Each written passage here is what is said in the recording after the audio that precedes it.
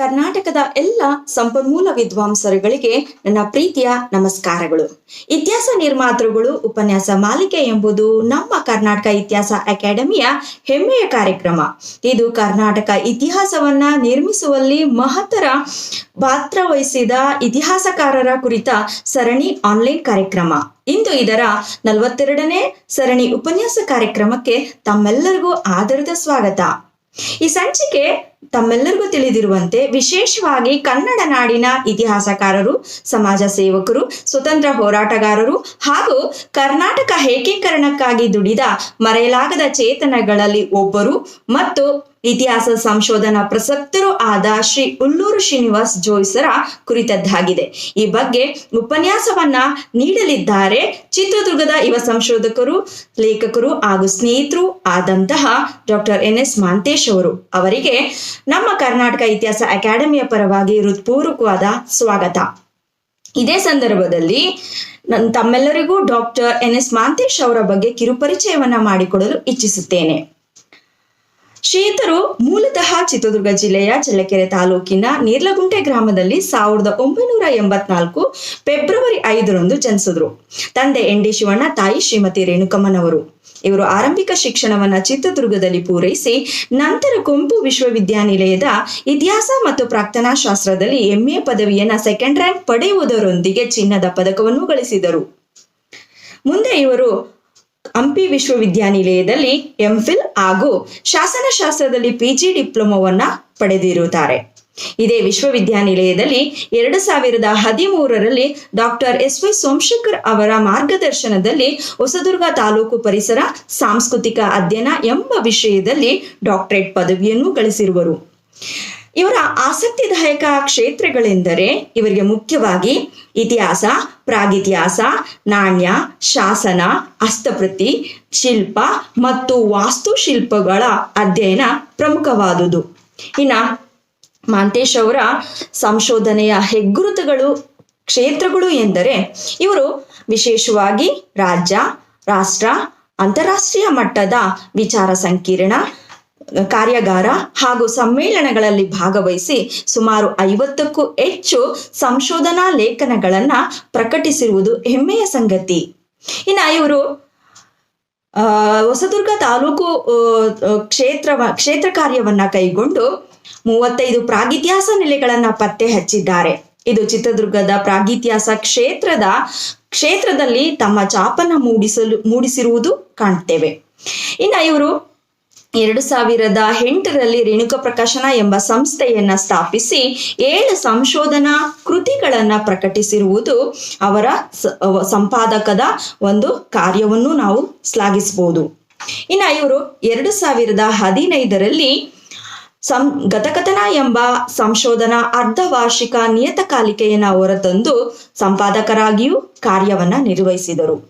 ಹೀಗೆ ಇವರು ಬರೆದಂತಹ ಮುಖ್ಯವಾದಂತಹ ಕೃತಿಗಳೆಂದರೆ ಚಿತ್ರದುರ್ಗ ಕೋಟೆ ಪರಿಸರದ ದೇವಾಲಯಗಳು, ಸಾಂಸ್ಕೃತಿಕ ಅಧ್ಯಯನ, ಇತಿಹಾಸ ಮತ್ತು ಡಾಕ್ಟರ್ MM ಕಲಬುರ್ಗಿ ಅವರ ಇತಿಹಾಸ ಸಂಶೋಧನಾ ಲೇಖನ ಸಂಪುಟ ಹಾಗೂ ಪ್ರಕೃತಿ ಪರದೇಶಿ ಶ್ರೀ ಗುರು ಗೋಣಿಬಾಬಾ ಅವರ ಚರಿತ್ರೆ ಮತ್ತು ಕಾಲಜ್ಞಾನ ಸಾಹಿತ್ಯ, SR ಗುರುನಾಥ್ ಸಾಹಿತ್ಯ ಮತ್ತು ಸಂಶೋಧನಾ ಕೃತಿಗಳು ಪ್ರಮುಖವಾದುದು.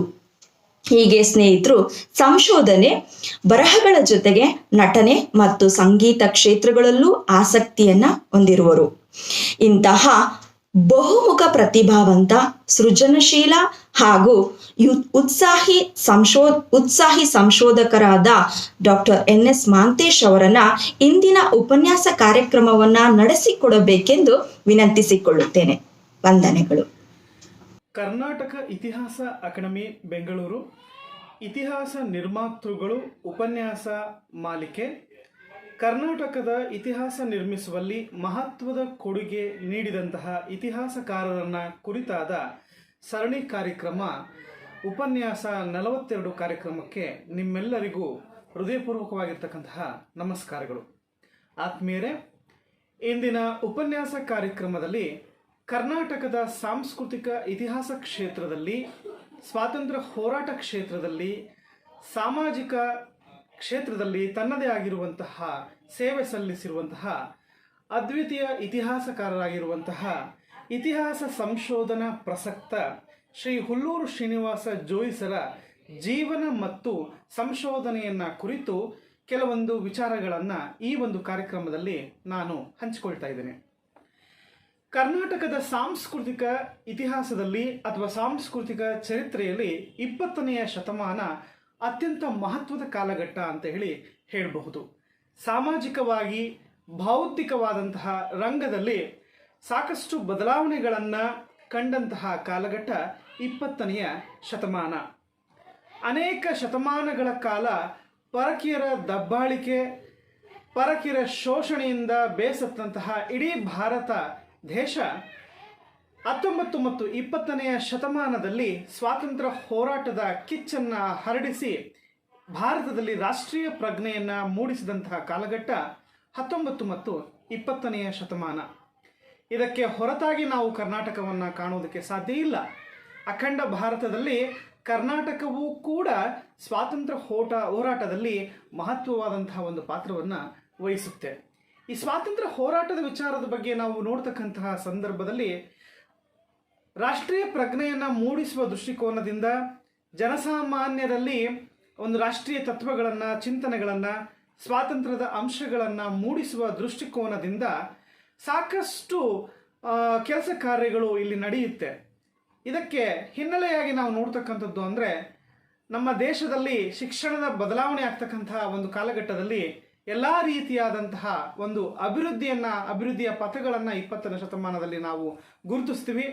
ಆ ಮೂಲಕ ಸಾಹಿತ್ಯ ಸಂಸ್ಕೃತಿಯ ಯಥೇಚ್ಛವಾದ ಅಧ್ಯಯನ, ನಿರಂತರವಾದಂತಹ ಸಂಶೋಧನೆ, ಸ್ಥಳೀಯ ಮತ್ತು ಪ್ರಾದೇಶಿಕ ಇತಿಹಾಸಗಳ ಬಗ್ಗೆ ನಿರಂತರವಾದಂತಹ ಒಂದು ಅನ್ವೇಷಣೆ ಮತ್ತು ಸಂಶೋಧನೆಗಳು ಆಗಿ ಆ ಪರಿಸರದ ಜನರಲ್ಲಿ ಇತಿಹಾಸ ಪ್ರಜ್ಞೆಯನ್ನು ಮೂಡಿಸುವಂತಹ ಒಂದು ಮಹತ್ವಪೂರ್ಣವಾಗಿರ್ತಕ್ಕಂತಹ ಒಂದು ಕಾರ್ಯಚಟುವಟಿಕೆಗಳು ನಡೆಯುತ್ತೆ. ಹಾಗಾಗಿ 20ನೇ ಶತಮಾನದ ಪ್ರಾರಂಭ ಕಾಲಘಟ್ಟದ ಅನೇಕ ಮಹನೀಯರು ಸಾಹಿತ್ಯ, ಇತಿಹಾಸ ಮತ್ತು ಸಂಸ್ಕೃತಿ ಕ್ಷೇತ್ರದಲ್ಲಿ ತಮ್ಮನ್ನು ತಾವು ಅಂದರೆ ತಮ್ಮ ಇಡೀ ಜೀವಮಾನವನ್ನು ಅದಕ್ಕೋಸ್ಕರವಾಗಿಯೇ ಮುಡುಪಾಗಿಟ್ಟು ಸೇವೆ ಸಲ್ಲಿಸಿರ್ತಕ್ಕಂಥದ್ದು ಚರಿತ್ರೆಯಲ್ಲಿ ಸ್ತುತ್ಯಾರ್ಹವಾದ ದಾಖಲೆ ಅಂತೇಳಿ ನಾವು ನೋಡುವುದಕ್ಕೆ ಸಾಧ್ಯತೆ ಆಗುತ್ತೆ. ಅಂತಹ ಮಹನೀಯರಲ್ಲಿ ನಮ್ಮ ಚಿತ್ರದುರ್ಗದ ಇತಿಹಾಸ ಸಂಶೋಧನಾ ಪ್ರಸಕ್ತ ಶ್ರೀ ಹುಲ್ಲೂರು ಶ್ರೀನಿವಾಸ ಜೋಯಿಸರು ಕೂಡ ಒಬ್ಬರು ಎಂಬುದಾಗಿ ನೋಡಬಹುದು. ಕನ್ನಡ ನಾಡು ಕಂಡ ಅಪರೂಪದ ಇತಿಹಾಸಕಾರರು, ಸಂಶೋಧಕರು ಮತ್ತು ವಿದ್ವಾಂಸರಲ್ಲಿ ಹುಲ್ಲೂರು ಶ್ರೀನಿವಾಸ ಜೋಯಿಸರು ಕೂಡ ಒಬ್ಬರು. ಒಟ್ಟು ಸಂಶೋಧಕರಾಗಿ ತಮ್ಮ ಇಡೀ ಜೀವಮಾನವನ್ನು ಚಿತ್ರದುರ್ಗ ಮತ್ತು ಕರ್ನಾಟಕದ ಇತಿಹಾಸ ಕ್ಷೇತ್ರದ ಸಂಶೋಧನೆಗೋಸ್ಕರ ತಮ್ಮ ಇಡೀ ಜೀವಮಾನವನ್ನು ಮೀಸಲಾಗಿಟ್ಟಂತಹ ಒಬ್ಬ ಧೀಮಂತ ಇತಿಹಾಸ ಸಂಶೋಧಕ ಅಂತ ಹೇಳಿದ್ರೆ ತಪ್ಪಾಗಲಿಕ್ಕಿಲ್ಲ. ಅದರಲ್ಲೂ ಕೂಡ ನಮಗೆ ನಮ್ಮ ಚಿತ್ರದುರ್ಗದ ಚರಿತ್ರೆಯನ್ನು ವಿಶ್ವವ್ಯಾಪಿಯಾಗಿ ಮಾಡುವಲ್ಲಿ ಜೋಯಿಸರ ಪಾತ್ರ ಅತ್ಯಂತ ಅಮೂಲ್ಯವಾಗಿರ್ತಕ್ಕಂಥದ್ದು. ಜೋಯಿಸರು ಹುಟ್ಟಿಲ್ಲ ಅಂದಿದ್ರೆ ಚಿತ್ರದುರ್ಗದ ಚರಿತ್ರೆ ಇನ್ನೂ 100 ವರ್ಷಗಳು ಅಜ್ಞಾತವಾಗಿರ್ತಿತ್ತೇನೋ ಅನ್ನುವಂಥದ್ದು ಅನೇಕ ಮಹನೀಯರ, ಬುದ್ಧಿಜೀವಿಗಳ ಒಂದು ಅಭಿಪ್ರಾಯ. ಇವರ ಶ್ರಮದಿಂದ ಸಾಹಿತ್ಯ ಕ್ಷೇತ್ರದಲ್ಲಿ ಅಂದರೆ ಕಾದಂಬರಿ ಕ್ಷೇತ್ರದಲ್ಲಿ ಬದಲಾವಣೆಗಳಾಗ್ತಕ್ಕಂಥದ್ದು, ಇತಿಹಾಸ ಕ್ಷೇತ್ರದಲ್ಲಿ ಇತಿಹಾಸ ಅಂತಂತ ನಾವು ನೋಡಿದಾಗ ಶಾಸನ ಆಗಿರ್ಬೋದು, ಹಸ್ತಪ್ರತಿ ಆಗಿರಬಹುದು, ನಾಣ್ಯ ಆಗಿರಬಹುದು, ಭೂ ಉತ್ಖನನ ಆಗಿರಬಹುದು, ಸ್ಥಳೀಯ ಇತಿಹಾಸ ಅಧ್ಯಯನ ಮಾಡುವಂತಹ ಒಂದು ಶಾಸ್ತ್ರ ಆಗಿರ್ಬೋದು, ಹಿಸ್ಟೋರಿಯೋಗ್ರಫಿ ನೆಲೆಗಳಾಗಿರಬಹುದು, ಭಿನ್ನ ಭಿನ್ನ ಆಯಾಮಗಳು, ಜನಪದ ಆಗಿರಬಹುದು, ಸಿನಿಮಾ ರಂಗ ಆಗಿರಬಹುದು, ಹೀಗೆ ಅನೇಕ ಹೊಸ ಹೊಸ ಅಧ್ಯಯನ ನೆಲೆಗಳಿಗೆ, ಹೊಸ ಹೊಸ ಅಧ್ಯಯನ ವಿಚಾರಗಳಿಗೆ ಒಂದು ಪ್ರಾರಂಭದ ಒಂದು ಬೇಸ್ಮಟ್ಟನ್ನು, ಬುನಾದಿಯನ್ನು, ಒಂದು ಅಸ್ಥಿಭಾರವನ್ನು ಹಾಕಿದಂತಹ ಕೀರ್ತಿ ಹುಲ್ಲೂರು ಶ್ರೀನಿವಾಸ ಜೋಯಿಸರಿಗೆ ಸಲ್ಲುತ್ತೆ. ಹಾಗಾಗಿ ಹುಲ್ಲೂರು ಶ್ರೀನಿವಾಸ ಜೋಯಿಸರು ಇತಿಹಾಸಕ್ಕೋಸ್ಕರವಾಗಿಯೇ ಚಿತ್ರದುರ್ಗದಲ್ಲಿ ಅವರು ಜನಿಸಿದರೇನೋ ಅನ್ನುವಂತಹ ಒಂದು ಭಾವನಾತ್ಮಕವಾದಂತಹ ಕಲ್ಪನೆ ನಮ್ಮಲ್ಲಿ ಮೂಡಬಹುದು. ಅಷ್ಟು ತಮ್ಮ ಬದುಕಿನಲ್ಲಿ ಅನೇಕ ಕಷ್ಟಗಳು, ನೋವುಗಳು, ಅನೇಕ ನಷ್ಟಗಳು, ಎಲ್ಲ ರೀತಿಯಾದಂತಹ ಅವಮಾನ ಪ್ರತಿಯೊಂದನ್ನು ಕೂಡ ಅವರು ಅನುಭವಿಸಿದ್ರೂ ಕೂಡ ಯಾವುದಕ್ಕೂ ಕೂಡ ತಲೆ ಕೆಡಿಸ್ಕೊಳ್ಳದೆ ನಿರ್ಲಿಪ್ತ ಮನೋಭಾವದಿಂದ ನಿರ್ಮೋಹಿ ಸ್ಥಿತಿಯಲ್ಲಿ ನಮ್ಮ ಚಿತ್ರದುರ್ಗದ ಎಳೆಯ ಇತಿಹಾಸವನ್ನು ಅತ್ಯಂತ ಕುತೂಹಲ, ಶ್ರದ್ಧೆ, ಆಸಕ್ತಿ ಮತ್ತು ಶ್ರಮ, ತುಂಬ ಒಂದು ಪರಿಶ್ರಮದ ಮೂಲಕ ಇಲ್ಲಿನ ಸಂಗತಿಗಳನ್ನ ಬೆಳಕಿಗೆ ತರುವಲ್ಲಿ ಅವರು ಪ್ರಾಮಾಣಿಕವಾಗಿರ್ತಕ್ಕಂಥ ಒಂದು ಪ್ರಯತ್ನ ಮಾಡಿರ್ತಕ್ಕಂಥದ್ದನ್ನ ಅವರ ಜೀವನ ವಿಚಾರಗಳನ್ನು ಅಧ್ಯಯನ ಮಾಡುವುದರ ಮೂಲಕ ನಮಗೆ ನೋಡುವುದಕ್ಕೆ ಸಾಧ್ಯತೆ ಆಗ್ತಕ್ಕಂಥದ್ದು. ಜೋಯಿಸರು ಬಹುಮುಖ ಪ್ರತಿಭೆಯನ್ನ, ಪಾಂಡಿತ್ಯವನ್ನ ಅವರು ಹೊಂದಿದ್ರು. ಕೇವಲ ಅವರು ಸಂಶೋಧಕರಾಗಿ ಅಷ್ಟೇ ಅಲ್ಲ, ಅವರ ಜೀವನ ಚರಿತ್ರೆಯನ್ನ, ಅವರ ಒಡನಾಡಿಗಳಿಂದ ಅವರ ಮಾಹಿತಿಯನ್ನು ನಾವು ಪಡ್ಕೊಂಡಾಗ, ಅಥವಾ ಅವರ ಬಗ್ಗೆ ದಾಖಲಾಗಿರ್ತಕ್ಕಂತಹ ಲೇಖನಗಳಾಗಿರಬಹುದು, ಬರಹಗಳಾಗಿರಬಹುದು, ಇವುಗಳ ಬಗ್ಗೆ ನಾವು ಅಧ್ಯಯನ ಮಾಡಿದಾಗ ಜೋಯಿಸರ ಬಹುಮುಖ ಪ್ರತಿಭೆ ಮತ್ತು ಪಾಂಡಿತ್ಯವನ್ನು ನಾವಲ್ಲಿ ಗುರುತಿಸೋದಕ್ಕೆ ಸಾಧ್ಯತೆ ಆಗುತ್ತೆ. ಹಾಗಾಗಿ ಜೋಯಿಸರು ಸ್ವಾತಂತ್ರ್ಯ ಹೋರಾಟಗಾರರಾಗಿ, ಇತಿಹಾಸ ಸಂಶೋಧಕರಾಗಿ, ದುರ್ಗದ ಒಬ್ಬ ಗಣ್ಯ ಅಭಿಮಾನಿಯಾಗಿ, ಐತಿಹಾಸಿಕ ಸ್ಮಾರಕಗಳ ಸಮರ್ಥ ಮಾರ್ಗದರ್ಶಿಯಾಗಿ, ಪತ್ರಕರ್ತರಾಗಿ, ಸಮಾಜ ಸೇವಕರಾಗಿ, ಚಿತ್ರದುರ್ಗದ ಪ್ರಾಚ್ಯ ವಸ್ತು ಸಂಗ್ರಹಾಲಯದ ಸಂಸ್ಥಾಪಕರಾಗಿ, ಹೀಗೆ ಒಂದಲ್ಲ ಎರಡಲ್ಲ ಅನೇಕ ರಂಗಗಳಲ್ಲಿ, ನಾನಾ ಕ್ಷೇತ್ರಗಳಲ್ಲಿ ಎಡಬಿಡದೆ ತಮ್ಮ ಬದುಕಿನ ಬಹುಭಾಗವನ್ನು ಈ ಒಂದು ಕ್ಷೇತ್ರಗಳಿಗೆ ಸಮರ್ಪಣಾ ಮನೋಭಾವದಿಂದ ಅರ್ಪಿಸಿಕೊಂಡು ಎಡಬಿಡದೆ ದುಡಿದಿರ್ತಕ್ಕಂಥದ್ದನ್ನು ನಾವಲ್ಲಿ ನೋಡ್ತಾ ಹೋಗಬಹುದು. ಹಾಗಾಗಿ ಜೋಯಿಸರು ಅಂತಂದರೆ ಅದು ಚಿತ್ರದುರ್ಗದ ಇತಿಹಾಸ, ಚಿತ್ರದುರ್ಗದ ಇತಿಹಾಸ ಅಂತಂದರೆ ಜೋಯಿಸರು ಅನ್ನೋಷ್ಟರ ಮಟ್ಟಿಗೆ ನಾವು ನೋಡುವುದಕ್ಕೆ ಸಾಧ್ಯತೆ ಆಗುತ್ತೆ. ಜೋಯಿಸರ ಬಗ್ಗೆ ಉಪನ್ಯಾಸವನ್ನು ಮಾಡುವುದಕ್ಕೆ ನಾನು ಒಪ್ಕೊಳ್ಳೋದಕ್ಕೆ ಅನೇಕ ಕಾರಣಗಳಿವೆ. ಒಂದು, ಈ ಮಣ್ಣಿನ ಒಬ್ಬ ಪ್ರಜೆ ನಾನು. ಇದೇ ಮಣ್ಣಿನಲ್ಲಿ ಜೋಯಿಸರು ಹುಟ್ಟಿ ತಮ್ಮ ದುರ್ಗದ ಚರಿತ್ರೆಯನ್ನು ಅಧ್ಯಯನ ಮಾಡುವುದಕ್ಕೋಸ್ಕರ ಎಡಬಿಡದೆ ಅವರು ಪರಿಶ್ರಮ ಪೂರ್ಣವಾಗಿ ಕೆಲಸ ಮಾಡಿದರು. ದುರ್ಗದ ಬಗ್ಗೆ ಅವ್ರಿಗಿದ್ದಂತಹ ಅಭಿಮಾನ, ಶ್ರದ್ಧೆ, ಅಂತಹ ವ್ಯಕ್ತಿಯ ಬಗ್ಗೆ ಮಾತನಾಡ್ತಕ್ಕಂಥದ್ದು ನನ್ನ ಜೀವನದ ಒಂದು ಸಾರ್ಥಕವಾದ ಘಟನೆಗಳಲ್ಲಿ ಒಂದು ಅಂತೇಳಿ ನಾನು ಭಾವಿಸ್ತಾ ಈ ಒಂದು ಉಪನ್ಯಾಸ ನೀಡುವುದಕ್ಕೆ ನಾನು ಅತ್ಯಂತ ಪ್ರೀತಿ, ಅತ್ಯಂತ ಒಂದು ಗೌರವ ಮನೋಭಾವದಿಂದ ನಾನು ಈ ಕಾರ್ಯಕ್ರಮವನ್ನು ನಾನು ಒಪ್ಕೊಂಡಿದ್ದೇನೆ. ಹಾಗಾಗಿ ಒಂದು ಚಿಕ್ಕ ಪ್ರಯತ್ನ ಅಂತೇಳಿ ನಾನು ಭಾವಿಸ್ತೇನೆ. ಮತ್ತು ಅದರ ಮೂಲಕ ನಾನು ಜೋಯಿಸರಿಗೆ ಒಂದು ಹೃದಯಪೂರ್ವಕವಾಗಿರ್ತಕ್ಕಂಥ ಒಂದು ಗೌರವವನ್ನು ಸಲ್ಲಿಸ್ತಕ್ಕಂಥದ್ದು. ಜೋಯಿಸರ ಬಗ್ಗೆ ಅಧ್ಯಯನ ಮಾಡುವುದಕ್ಕೆ ನಾನು ಹೊರಟಾಗ ಅವರಿಗೆ ಸಂಬಂಧಪಟ್ಟಂಥ ಅನೇಕ ರೀತಿಯಾದಂತಹ ಕೃತಿಗಳನ್ನು, ಅನೇಕ ರೀತಿಯಾಗಿರ್ತಕ್ಕಂತಹ ಅಂಶಗಳನ್ನು ನಾನಿಲ್ಲಿ ಬಳಸ್ಕೊಂಡಿದ್ದೇನೆ. ಬಹಳ ಮುಖ್ಯವಾಗಿ ಜೋಯಿಸರಿಗೆ ಸಂಬಂಧಪಟ್ಟಂತಹ ಲೇಖನ ಸಂಪುಟಗಳನ್ನು ಮೊಟ್ಟ ಮೊದಲ ಬಾರಿಗೆ ಬೆಳಕಿಗೆ ತಂದಂತಹ ಪ್ರೊಫೆಸರ್ ಲಕ್ಷ್ಮಣ್ ತೆಲಗಾವಿ ಮತ್ತು ಎಂ.ವಿ. ಶ್ರೀನಿವಾಸರವರ 2 ಸಂಪುಟಗಳು, ಹುಲ್ಲೂರು ಶ್ರೀನಿವಾಸ ಜೋಯಿಸರ ಐತಿಹಾಸಿಕ ಲೇಖನಗಳು ಮತ್ತು ಹುಲ್ಲೂರು ಶ್ರೀನಿವಾಸ ಜೋಯಿಸರ ಸಂಶೋಧನಾ ಲೇಖನಗಳು ಅಂತಕ್ಕಂತಹ 2 ಸಂಪುಟಗಳು.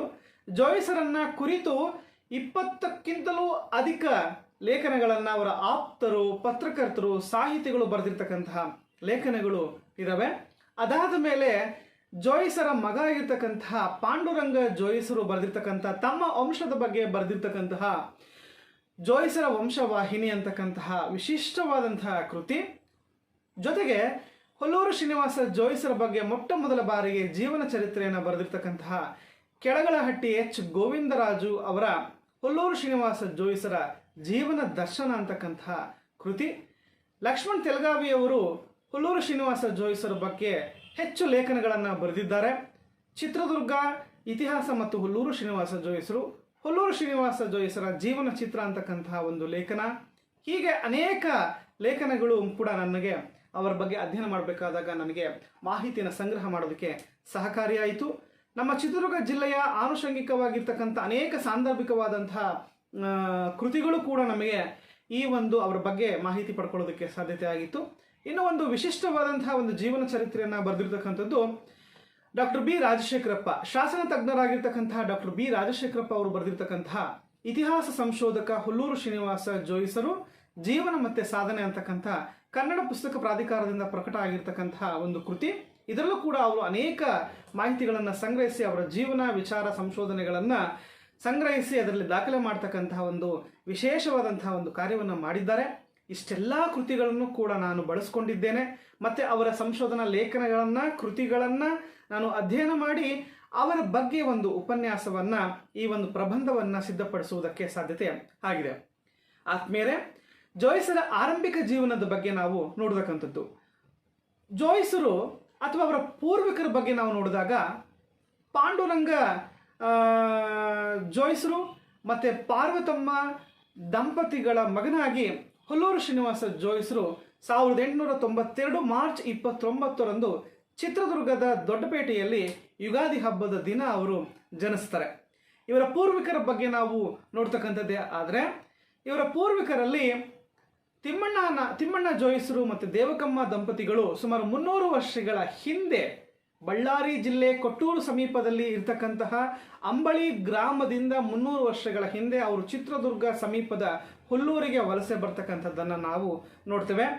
ಹುಲ್ಲೂರು ಶ್ರೀನಿವಾಸ ಜೋಯಿಸರು ಮತ್ತು ಅವರ ಮಗ ಅನೇಕ ದಾಖಲೆಗಳನ್ನು ಸಂಗ್ರಹಿಸಿ ಈ ವಿಚಾರವಾಗಿ ಸಾಕಷ್ಟು ಅವರು ಸಂಶೋಧನೆಗಳನ್ನು ಮಾಡ್ತಕ್ಕಂಥದ್ದು. ಆದರೆ ಜೋಯಿಸರು ಅಂಬಳಿ ಗ್ರಾಮಕ್ಕೆ ಹೋಗೋದಕ್ಕೆ ಆಗಲ್ಲ, ಕೊನೆಗಾಲಘಟ್ಟದವರೆಗೂ ಕೂಡ ಆಗಲ್ಲ. ಆದರೆ ಪಾಂಡುರಂಗ ಜೋಯಿಸರು ಮತ್ತು ಇತರ ಸ್ನೇಹಿತರು ಅಂಬಳಿ ಗ್ರಾಮಕ್ಕೆ ಹೋಗಿ ಅಲ್ಲಿ ಮಾಹಿತಿಗಳನ್ನು ಸಂಗ್ರಹ ಮಾಡ್ತಾರೆ. ಅವರ ಬಳಿ ಇದ್ದಂತಹ ದಾಖಲೆಗಳ ಪ್ರಕಾರ ಹುಲ್ಲೂರು ಶ್ರೀನಿವಾಸ ಜೋಯಿಸರ ವಂಶಿಕರು ಅಂಬಳಿ ಗ್ರಾಮದ ಕಲ್ಲೇಶ್ವರ ದೇವಾಲಯದ ಪ್ರಧಾನ ಅರ್ಚಕ ವೃತ್ತಿಯಲ್ಲಿ ಅವರು ಕೆಲಸವನ್ನು ನಿರ್ವಹಿಸ್ತಾ ಇದ್ರು. ಇದರ ಬಗ್ಗೆ ಒಂದು ಶಾಸನದಲ್ಲೂ ಕೂಡ ಮಾಹಿತಿ ಇದೆ ಅಂತ ಹೇಳ್ಬಿಟ್ಟು ಪಾಂಡುರಂಗ ಜೋಯಿಸರು ತಮ್ಮ ಕೃತಿಯಲ್ಲಿ ಅವರು ಪ್ರಸ್ತಾಪವನ್ನು ಮಾಡ್ತಾರೆ. ನಾನು ಅದ್ರ ಬಗ್ಗೆ ಅಧ್ಯಯನವನ್ನು ಮಾಡಬೇಕಾದಾಗ ಬಳ್ಳಾರಿ ಜಿಲ್ಲೆಯ ಶಾಸನ ಸಂಪುಟ ದೇವರು ಕೊಂಡಾರೆಡ್ಡಿ ಅವರು ಸಂಪಾದಿಸಿರ್ತಕ್ಕಂತಹ ಬಳ್ಳಾರಿ ಜಿಲ್ಲೆಯ ಒಂದು ಶಾಸನ ಸಂಪುಟವನ್ನು ಅಧ್ಯಯನ ಮಾಡಿದಾಗ ಅಂಬಳಿ ಗ್ರಾಮದ ಕಲ್ಲೇಶ್ವರ ದೇವಾಲಯದ ಮುಂಭಾಗದಲ್ಲಿರುವಂತಹ ಒಂದು ಶಾಸನ ಏನಿದೆ, ಕ್ರಿಸ್ತಶಕ 1083ರ ಚಾಲುಕ್ಯ ಅರಸ ವಿಕ್ರಮಾದಿತ್ಯನ ಸಾಮಂತ ತ್ರಿಭುವನ ಮಲ್ಲ ಪಾಂಡ್ಯ ದೇವನ ಶಾಸನದಲ್ಲಿ ನೊಳಂಬವಾಡಿ 32,000 ಪ್ರಾಂತ್ಯವನ್ನ ಆಳ್ವಿಕೆ ಮಾಡ್ತಾ ಇರ್ತಕ್ಕಂತಹ ಸಂದರ್ಭದಲ್ಲಿ ಅಮ್ಮಳೆ ಗ್ರಾಮ, ಅಂಬಳಿಯನ್ನ ಆ ಸಂದರ್ಭದಲ್ಲಿ ಅಮ್ಮಳೆ ಅಂತೇಳಿ ಕರೆದಿದ್ದಾರೆ. ಆ ಅಮ್ಮಳೆ ಗ್ರಾಮದ ಕಲಿದೇವರ ದೇವಾಲಯ ಅಂದ್ರೆ ಕಲ್ಲೇಶ್ವರ ದೇವಾಲಯದ ಒಂದು ಸ್ಥಾಪನೆ ಮತ್ತೆ ಆ ಸ್ಥಾಪನೆ ಸಂದರ್ಭದಲ್ಲಿ ಆ ದೇವಾಲಯದಲ್ಲಿ ವಿಶ್ವಾಮಿತ್ರ ಗೋತ್ರದ ಮಹಾಜನರು ಕೂಡ ದಾನವನ್ನು ಕೊಟ್ಟಿದ್ದಾರೆ, ಅದಕ್ಕೆ ಸಪೋರ್ಟ್ ಮಾಡಿದ್ದಾರೆ ಅನ್ನುವಂತಹ ಮಾಹಿತಿ ನಮಗೆ ಈ ಒಂದು ಶಾಸನದಲ್ಲಿ ಸಿಗುತ್ತೆ. ನಾವೀಗಾಗಲೇ ಗಮನಿಸಿದಂತೆ ಪಾಂಡುರಂಗ ಜೋಯಿಸರು ತಮ್ಮ ಕೃತಿಯಲ್ಲಿ ಬರೀತಾರೆ, ವಿಶ್ವಾಮಿತ್ರ ಗೋತ್ರದವರು ನಾವು, ಮತ್ತೆ ಸ್ಮಾರ್ತ ಬಡಗನಾಡು ಬ್ರಾಹ್ಮಣ ಜನಾಂಗಕ್ಕೆ ಸೇರಿರ್ತಕ್ಕಂಥವ್ರು ನಾವು ಅಂತ ಹೇಳ್ಬಿಟ್ಟು ಮಾಹಿತಿಯನ್ನು ಕೊಡ್ತಾರೆ.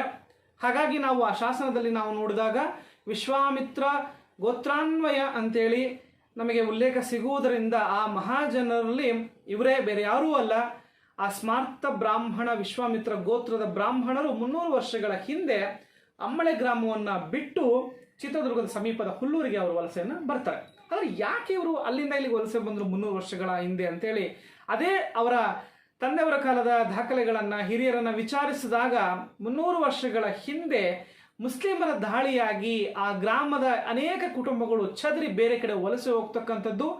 ಅಲ್ಲಿಂದ 3 ಬ್ರಾಹ್ಮಣ ಗೋತ್ರದವರು ಹುಲ್ಲೂರಿಗೆ ಮತ್ತೆ ಜಾನಕೊಂಡ ಗ್ರಾಮಕ್ಕೆ ಬರ್ತಾರೆ. ಅದರಲ್ಲಿ ನಮಗೆ ಸ್ಮಾರ್ತ ಬ್ರಾಹ್ಮಣ ಕುಟುಂಬ ಆಗಿರ್ತಕ್ಕಂತಹ ವಿಶ್ವಾಮಿತ್ರ ಗೋತ್ರ ಕುಟುಂಬ ಆಗಿರ್ತಕ್ಕಂತಹ ತಿಮ್ಮಣ್ಣ ಜೋಯಿಸ ಮತ್ತು ದೇವಕಮ್ಮ ದಂಪತಿಯ ಕುಟುಂಬ ಹುಲ್ಲೂರಿಗೆ ಬಂದು ಅವರು ವಾಸ್ತವ್ಯವನ್ನು ಹೂಡಿದರು ಅಂತೇಳಿ ನಮಗೆ ಅದರಿಂದ ಆ ಮೂಲಕ ನಾವು ನೋಡುವುದಕ್ಕೆ ಸಾಧ್ಯತೆ ಆಗುತ್ತೆ. ಈ ಮೂಲಕ ಕ್ರಿಸ್ತಶಕ 11ನೇ ಶತಮಾನದಿಂದಲೇ ನಮಗೆ ಜೋಯಿಸರು ಚಾಲುಕ್ಯ ಅರಸರ ಅವರಿಗೆ ವಿಶೇಷವಾದ ಸ್ಥಾನಮಾನಗಳನ್ನು ಕೊಟ್ಟಿದ್ರು ಅಂತೇಳಿ, ವಿಜಯನಗರದ ಕಾಲದಲ್ಲೂ ಕೂಡ ತಮ್ಮ ಪ್ರಾಮುಖ್ಯತೆಯನ್ನು ಅವರು ಪಡ್ಕೊಂಡಿದ್ರು ಅಂತೇಳಿ ನಮಗೆ ಶಾಸನದ ಮೂಲಕ ಅಧ್ಯಯನ ಮಾಡುವುದಕ್ಕೆ ಸಾಧ್ಯತೆ ಆಗ್ತಕ್ಕಂಥದ್ದು. ಹೀಗೆ ಅಮ್ಮಳೆ ಗ್ರಾಮದಿಂದ ಬಳ್ಳಾರಿ ಜಿಲ್ಲೆ ಕೊಟ್ಟೂರು ಸಮೀಪದ ಅಮ್ಮಳೆ ಗ್ರಾಮದಿಂದ ಹುಲ್ಲೂರಿಗೆ ಬಂದಂತಹ ಜೋಯಿಸರ ಮನೆತನಕ್ಕೆ ಹುಲ್ಲೂರು ಎಂಬುದಾಗಿ ಮನೆತನದ ಹೆಸರಾಗಿ ಅದು ಬಳಕೆಗೆ ಬಂತು ಅನ್ನುವಂಥದ್ದನ್ನು ನಾವು ನೋಡುವುದಕ್ಕೆ ಸಾಧ್ಯತೆ ಆಗುತ್ತೆ.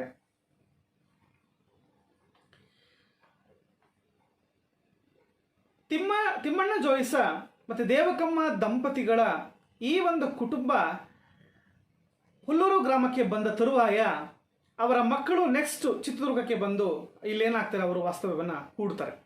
ಹಾಗಾಗಿ ಹುಲ್ಲೂರು ಶ್ರೀನಿವಾಸ ಜೋಯಿಸರು ಚಿತ್ರದುರ್ಗದಲ್ಲೇ ಅವರು ಜನ್ಮವನ್ನು ಪಡಿತಕ್ಕಂಥದ್ದು ಪಾಂಡುರಂಗ ಜೋಯಿಸರು ಮತ್ತು ಪಾರ್ವತಮ್ಮ ಅವರ ಮಗನಾಗಿ.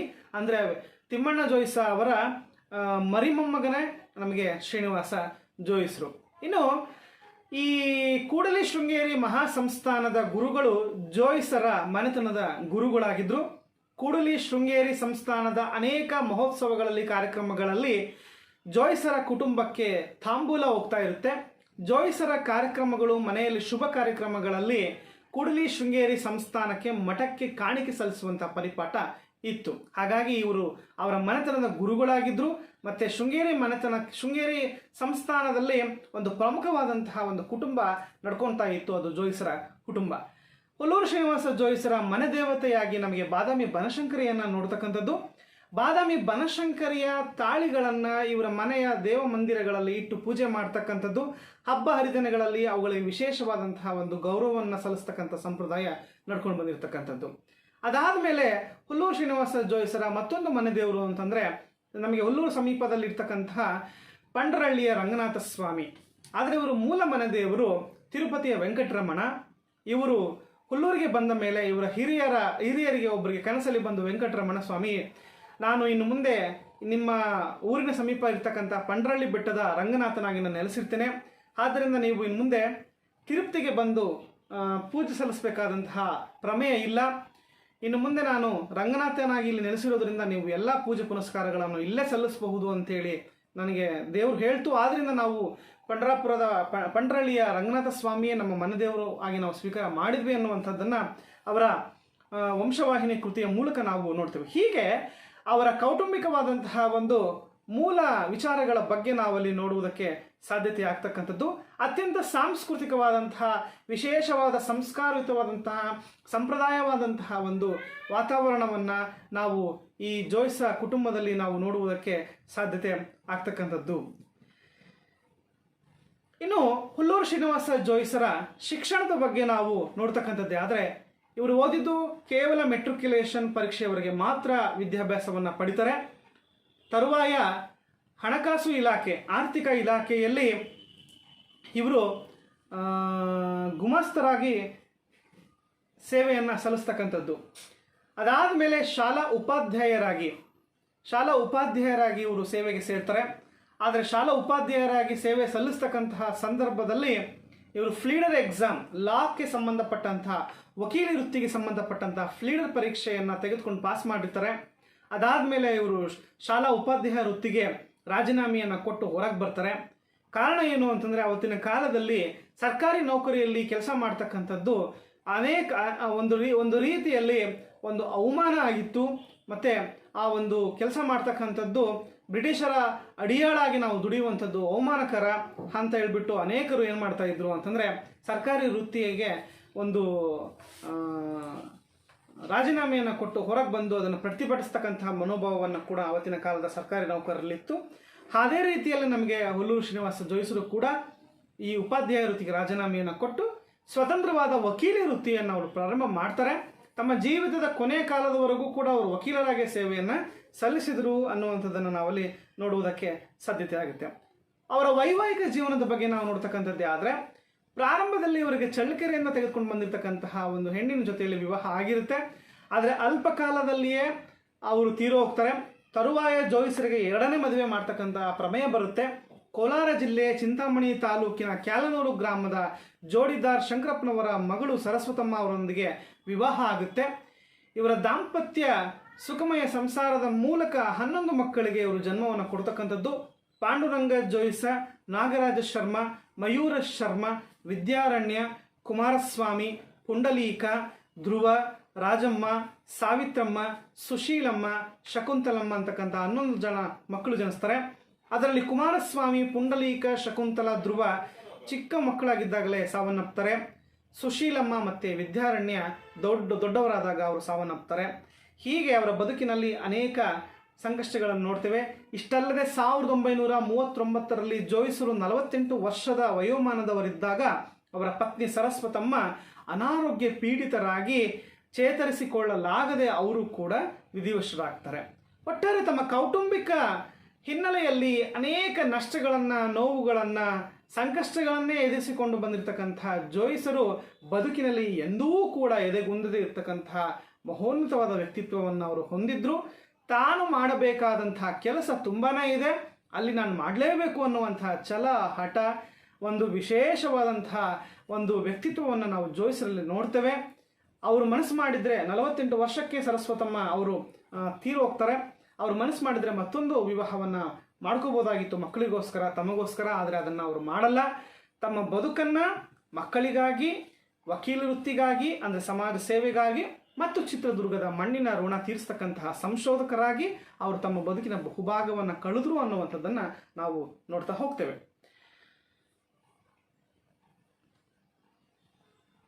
ಸ್ವಾತಂತ್ರ್ಯ ಹೋರಾಟಗಾರರಾಗಿ ಜೋಯಿಸರ ಕಾರ್ಯಚಟುವಟಿಕೆಗಳ ಬಗ್ಗೆ ನಾವು ನೋಡ್ತಕ್ಕಂಥದ್ದು. ಇಡೀ ಕರ್ನಾಟಕ 19ನೇ ಶತಮಾನದಿಂದ 20ನೇ ಶತಮಾನದ 1947ರವರೆಗೆ ಸ್ವಾತಂತ್ರ್ಯ ಸಿಗುವವರೆಗೂ ಕೂಡ ಕರ್ನಾಟಕದ ಅನೇಕ ಭಾಗಗಳಲ್ಲಿ ಬದಲಾದಂತಹ ಸಾಮಾಜಿಕ ರಾಜಕೀಯ ಚಟುವಟಿಕೆಗಳಿಗೆ ಅನುಗುಣವಾಗಿ ಸ್ವಾತಂತ್ರ್ಯ ಹೋರಾಟಗಳು, ದಂಗೆಗಳು, ಕ್ರಾಂತಿಗಳು, ಬ್ರಿಟಿಷ್ ವಿರೋಧಿ ಕಾರ್ಯ ಚಟುವಟಿಕೆಗಳು ನಡೀತಾ ಇದ್ವು. ಇದರಿಂದ ನಮ್ಮ ಚಿತ್ರದುರ್ಗ ಜಿಲ್ಲೆಯನ್ನು ಹೊರತಾಗಿರಲಿಲ್ಲ. ಆದರೆ ಸ್ವಾತಂತ್ರ್ಯ ಹೋರಾಟದ ಸಂದರ್ಭಗಳನ್ನು ಬಹಳ ಕಡಿಮೆ ನಮ್ಮ ಜಿಲ್ಲೆಯಲ್ಲಿ ಗುರುತಿಸ್ತೇವೆ. ಇದಕ್ಕೆ ಕಾರಣಗಳನ್ನು ಇವತ್ತಿನವರೆಗೂ ಕೂಡ ಸಂಶೋಧಕರು ಸರಿಯಾಗಿ ತಿಳಿಸುವುದಕ್ಕೆ ವಿಫಲರಾಗಿದ್ದಾರೆ ಅಂತ ಕೂಡ ನಾವಲ್ಲಿ ನೋಡಬಹುದು. ಆದರೆ ನಮ್ಮ ನಗರ ದಂಗೆ ಆದಂತಹ ಸಂದರ್ಭದಿಂದಲೂ ಕೂಡ ಬ್ರಿಟಿಷ್ ವಿರೋಧಿಯಾದಂತಹ ಒಂದು ಸಂದರ್ಭಗಳನ್ನು, ಘಟನೆಗಳನ್ನು ಅಲ್ಲಲ್ಲಿ ನಮ್ಮ ಜಿಲ್ಲೆಯಲ್ಲಿ ಗುರುತಿಸ್ತಾ ಹೋಗ್ಬೋದು. ಆದರೆ ಇಡೀ ಭಾರತದಲ್ಲಿರ್ತಕ್ಕಂಥ ಬ್ರಿಟಿಷ್ ಶೋಷಣೆ ಏನಿತ್ತು, ವಸಾಹತುಶಾಹಿ ಕಾಲಘಟ್ಟದ ಶೋಷಣೆ ಇತ್ತು, ನೋವು ಸಂಕಟ ಏನಿತ್ತು, ಅದೆಲ್ಲವೂ ಕೂಡ ನಮ್ಮ ಚಿತ್ರದುರ್ಗ ಜಿಲ್ಲೆಯಲ್ಲೂ ಕೂಡ ಅದನ್ನು ನಮ್ಮ ಜನ ಅನುಭವಿಸ್ಕೊಂಡು ಬರ್ತಾ ಇದ್ರು. ಆದರೆ ಒಂದು ಸ್ವಾತಂತ್ರ್ಯ ಹೋರಾಟದ ಬಹುತ್ವದ ಸಂದರ್ಭಗಳನ್ನು ಗುರುತಿಸ್ತಕ್ಕಂಥದ್ದು ಅಂತ ಹೇಳಿದ್ರೆ ಅದು 1924ರ ಬೆಳಗಾವಿ ಕಾಂಗ್ರೆಸ್ ಅಧಿವೇಶನ ಕರ್ನಾಟಕದಲ್ಲಿ ವಿಶೇಷವಾಗಿ ಸ್ವಾತಂತ್ರ್ಯ ಹೋರಾಟಕ್ಕೆ, ರಾಜಕೀಯ ಚಳುವಳಿಗೆ ಮಹತ್ವದ ಇಂಬನ್ನು ಕೊಡ್ತು ಅಂತ ನಾವಲ್ಲಿ ನೋಡಬಹುದು. ಯಾಕೆ 1924ರ ಬೆಳಗಾವಿ ಕಾಂಗ್ರೆಸ್ ಅಧಿವೇಶನ ಮಹತ್ವದ್ದು ಅಂತಂದರೆ, ಭಾರತದ ರಾಷ್ಟ್ರೀಯ ಕಾಂಗ್ರೆಸ್ ಅಧಿವೇಶನಗಳಲ್ಲಿ ಈ ಬೆಳಗಾವಿ ಕಾಂಗ್ರೆಸ್ ಅಧಿವೇಶನ ತುಂಬ ಇಂಪಾರ್ಟೆಂಟ್. ಯಾಕೆ ಅಂತಂದರೆ ಮಹಾತ್ಮ ಗಾಂಧೀಜಿಯವರು ಆ ಅಧಿವೇಶನದಲ್ಲಿಯೇ ಅವರು ಸರ್ವಾಧ್ಯಕ್ಷತೆಯನ್ನು ವಹಿಸ್ಕೊಂಡಿರ್ತಾರೆ. ಬೇರೆ ಯಾವ ಅಧಿವೇಶನದಲ್ಲಿ ಅವರು ವಹಿಸ್ಕೊಳ್ಳಲು. ನಮ್ಮ ಕರ್ನಾಟಕದಲ್ಲಿ ಬೆಳಗಾವಿ ರಾಷ್ಟ್ರೀಯ ಕಾಂಗ್ರೆಸ್ನ ಒಂದು ಅಧಿವೇಶನದ ಅಧ್ಯಕ್ಷತೆಯನ್ನು ಮಹಾತ್ಮ ಗಾಂಧೀಜಿಯವರು ವಹಿಸ್ಕೊಂಡಿರ್ತಾರೆ. ಹಾಗಾಗಿ ಕನ್ನಡಿಗರಲ್ಲಿ ಒಂದು ಸ್ಫೂರ್ತಿ, ಒಂದು ರಾಷ್ಟ್ರೀಯ ಪ್ರಜ್ಞೆ ಅಂತಕ್ಕಂಥದ್ದು ಹೆಚ್ಚಾಗೋದಕ್ಕೆ ಏನಾಗುತ್ತೆ, ನಮಗೆ ಈ ಒಂದು ಅಧಿವೇಶನ ಮಹತ್ವಪೂರ್ಣವಾಗಿರ್ತಕ್ಕಂಥದ್ದು ಅಂತ ನಾವಲ್ಲಿ ನೋಡ್ತಾ ಹೋಗ್ತೇವೆ. ಚಿತ್ರದುರ್ಗದಿಂದ ಹರಿಹರ ಗುಂಡೂರಾಯರು, ಇನ್ನು ಅನೇಕ ಮಹನೀಯರು ನಮಗೆ ಬೆಳಗಾವಿ ರಾಷ್ಟ್ರೀಯ ಕಾಂಗ್ರೆಸ್ ಅಧಿವೇಶನದಲ್ಲಿ ಭಾಗವಹಿಸಿ ಗಾಂಧೀಜಿಯವರ ಆಪ್ತರಾಗಿ ಅವರಿಂದ ಸಾಕಷ್ಟು ಸಲಹೆ ಸೂಚನೆಗಳನ್ನು, ಅವರ ಸಹಕಾರವನ್ನು ಪಡ್ಕೊಂಡು ವಾಪಸ್ ಬರ್ತಕ್ಕಂಥದ್ದನ್ನು ನಾವು ನೋಡ್ತೇವೆ. ಹರಿಹರ ಗುಂಡೂರಾಯರು ಹರಿಹರದವರಾದರೂ ಕೂಡ ಅವರು ಚಿತ್ರದುರ್ಗದಲ್ಲಿ ವಕೀಲಿ ವೃತ್ತಿಯನ್ನು ಮತ್ತು ಸರ್ಕಾರಿ ಗುಮಾಸ್ತರಾಗಿ ಪ್ರಾರಂಭದಲ್ಲಿ ಕೆಲಸ ಮಾಡಿ ನಂತರ ಅವರು ವಕೀಲಿ ವೃತ್ತಿಯನ್ನು ಮಾಡ್ತಾ ಇರ್ತಾರೆ. ನಮ್ಮ ಚಿತ್ರದುರ್ಗದ ಅಯ್ಯಣ್ಣಪೇಟೆಯಲ್ಲಿ ಅವರು ವಾಸ್ತವ್ಯವನ್ನು ಹೂಡಿರ್ತಾರೆ. ನಮಗೆ ಬೆಳಗಾವಿ ಕಾಂಗ್ರೆಸ್ ಅಧಿವೇಶನ ಮುಗಿಸ್ಕೊಂಡು ದುರ್ಗಕ್ಕೆ ಬರ್ತಕ್ಕಂತಹ ಗುಂಡೂರಾಯರು ಚಿತ್ರದುರ್ಗದ ದೊಡ್ಡಪೇಟೆ ಮತ್ತು ಅಯ್ಯಣ್ಣಪೇಟೆಯ ಪರಿಸರದಲ್ಲಿ 24ರ ಬೆಳಗಾವಿ ರಾಷ್ಟ್ರೀಯ ಕಾಂಗ್ರೆಸ್ ಅಧಿವೇಶನದಿಂದ ದುರ್ಗಕ್ಕೆ ಬರ್ತಕ್ಕಂತಹ ಹರಿಹರ ಗುಂಡೂರಾಯರು ಇಲ್ಲಿ ತಿಲಕ ಸಂಘವನ್ನು ಸ್ಥಾಪನೆ ಮಾಡ್ತಾರೆ. ಮತ್ತು ಬಹಿರಂಗವಾಗಿ ಗಣೇಶ ಆಚರಣೆ ಮಾಡ್ತಕ್ಕಂಥದ್ದನ್ನು, ಪುಸ್ತಕ ಒಂದು ಸಂಗ್ರಹಾಲಯವನ್ನು, ವಾಚನಾಲಯವನ್ನು ಪ್ರಾರಂಭ ಮಾಡಿ ಜನರಲ್ಲಿ ರಾಷ್ಟ್ರೀಯ ಭಾವನೆಯನ್ನು ಮೂಡಿಸುವಂತಹ ಒಂದು ಕೆಲಸವನ್ನು ಮಾಡ್ತಕ್ಕಂಥದ್ದು. ಅದಾದ ಮೇಲೆ ಅನೇಕ ರಾಷ್ಟ್ರೀಯ ನೇತಾರರನ್ನು, ಹೋರಾಟಗಾರರನ್ನು ಕರೆಸಿ ಜನರಲ್ಲಿ ರಾಷ್ಟ್ರೀಯ ಭಾವನೆಯನ್ನು, ರಾಷ್ಟ್ರೀಯ ಚಳುವಳಿಗೆ ಮಹತ್ವದ ಕಾಣಿಕೆಗಳನ್ನು ಕೊಡುವ ವಿಚಾರದಲ್ಲಿ ಹರಿಹರ ಗುಂಡೂರಾಯರು ಪ್ರಮುಖವಾದ ಪಾತ್ರವನ್ನು ವಹಿಸ್ತಾರೆ. ಹರಿಹರ ಗುಂಡೂರಾಯರ ಸಮಕಾಲೀನರಾಗಿ ಅವರ ಜೊತೆಯಲ್ಲಿದ್ದಂಥ ಸ್ನೇಹಿತರು ಅಂತಂದರೆ ಅದು ಎಸ್ ನಿಜಲಿಂಗಪ್ಪ ಮತ್ತು ಹುಲ್ಲೂರು ಶ್ರೀನಿವಾಸ ಜೋಯಿಸರು.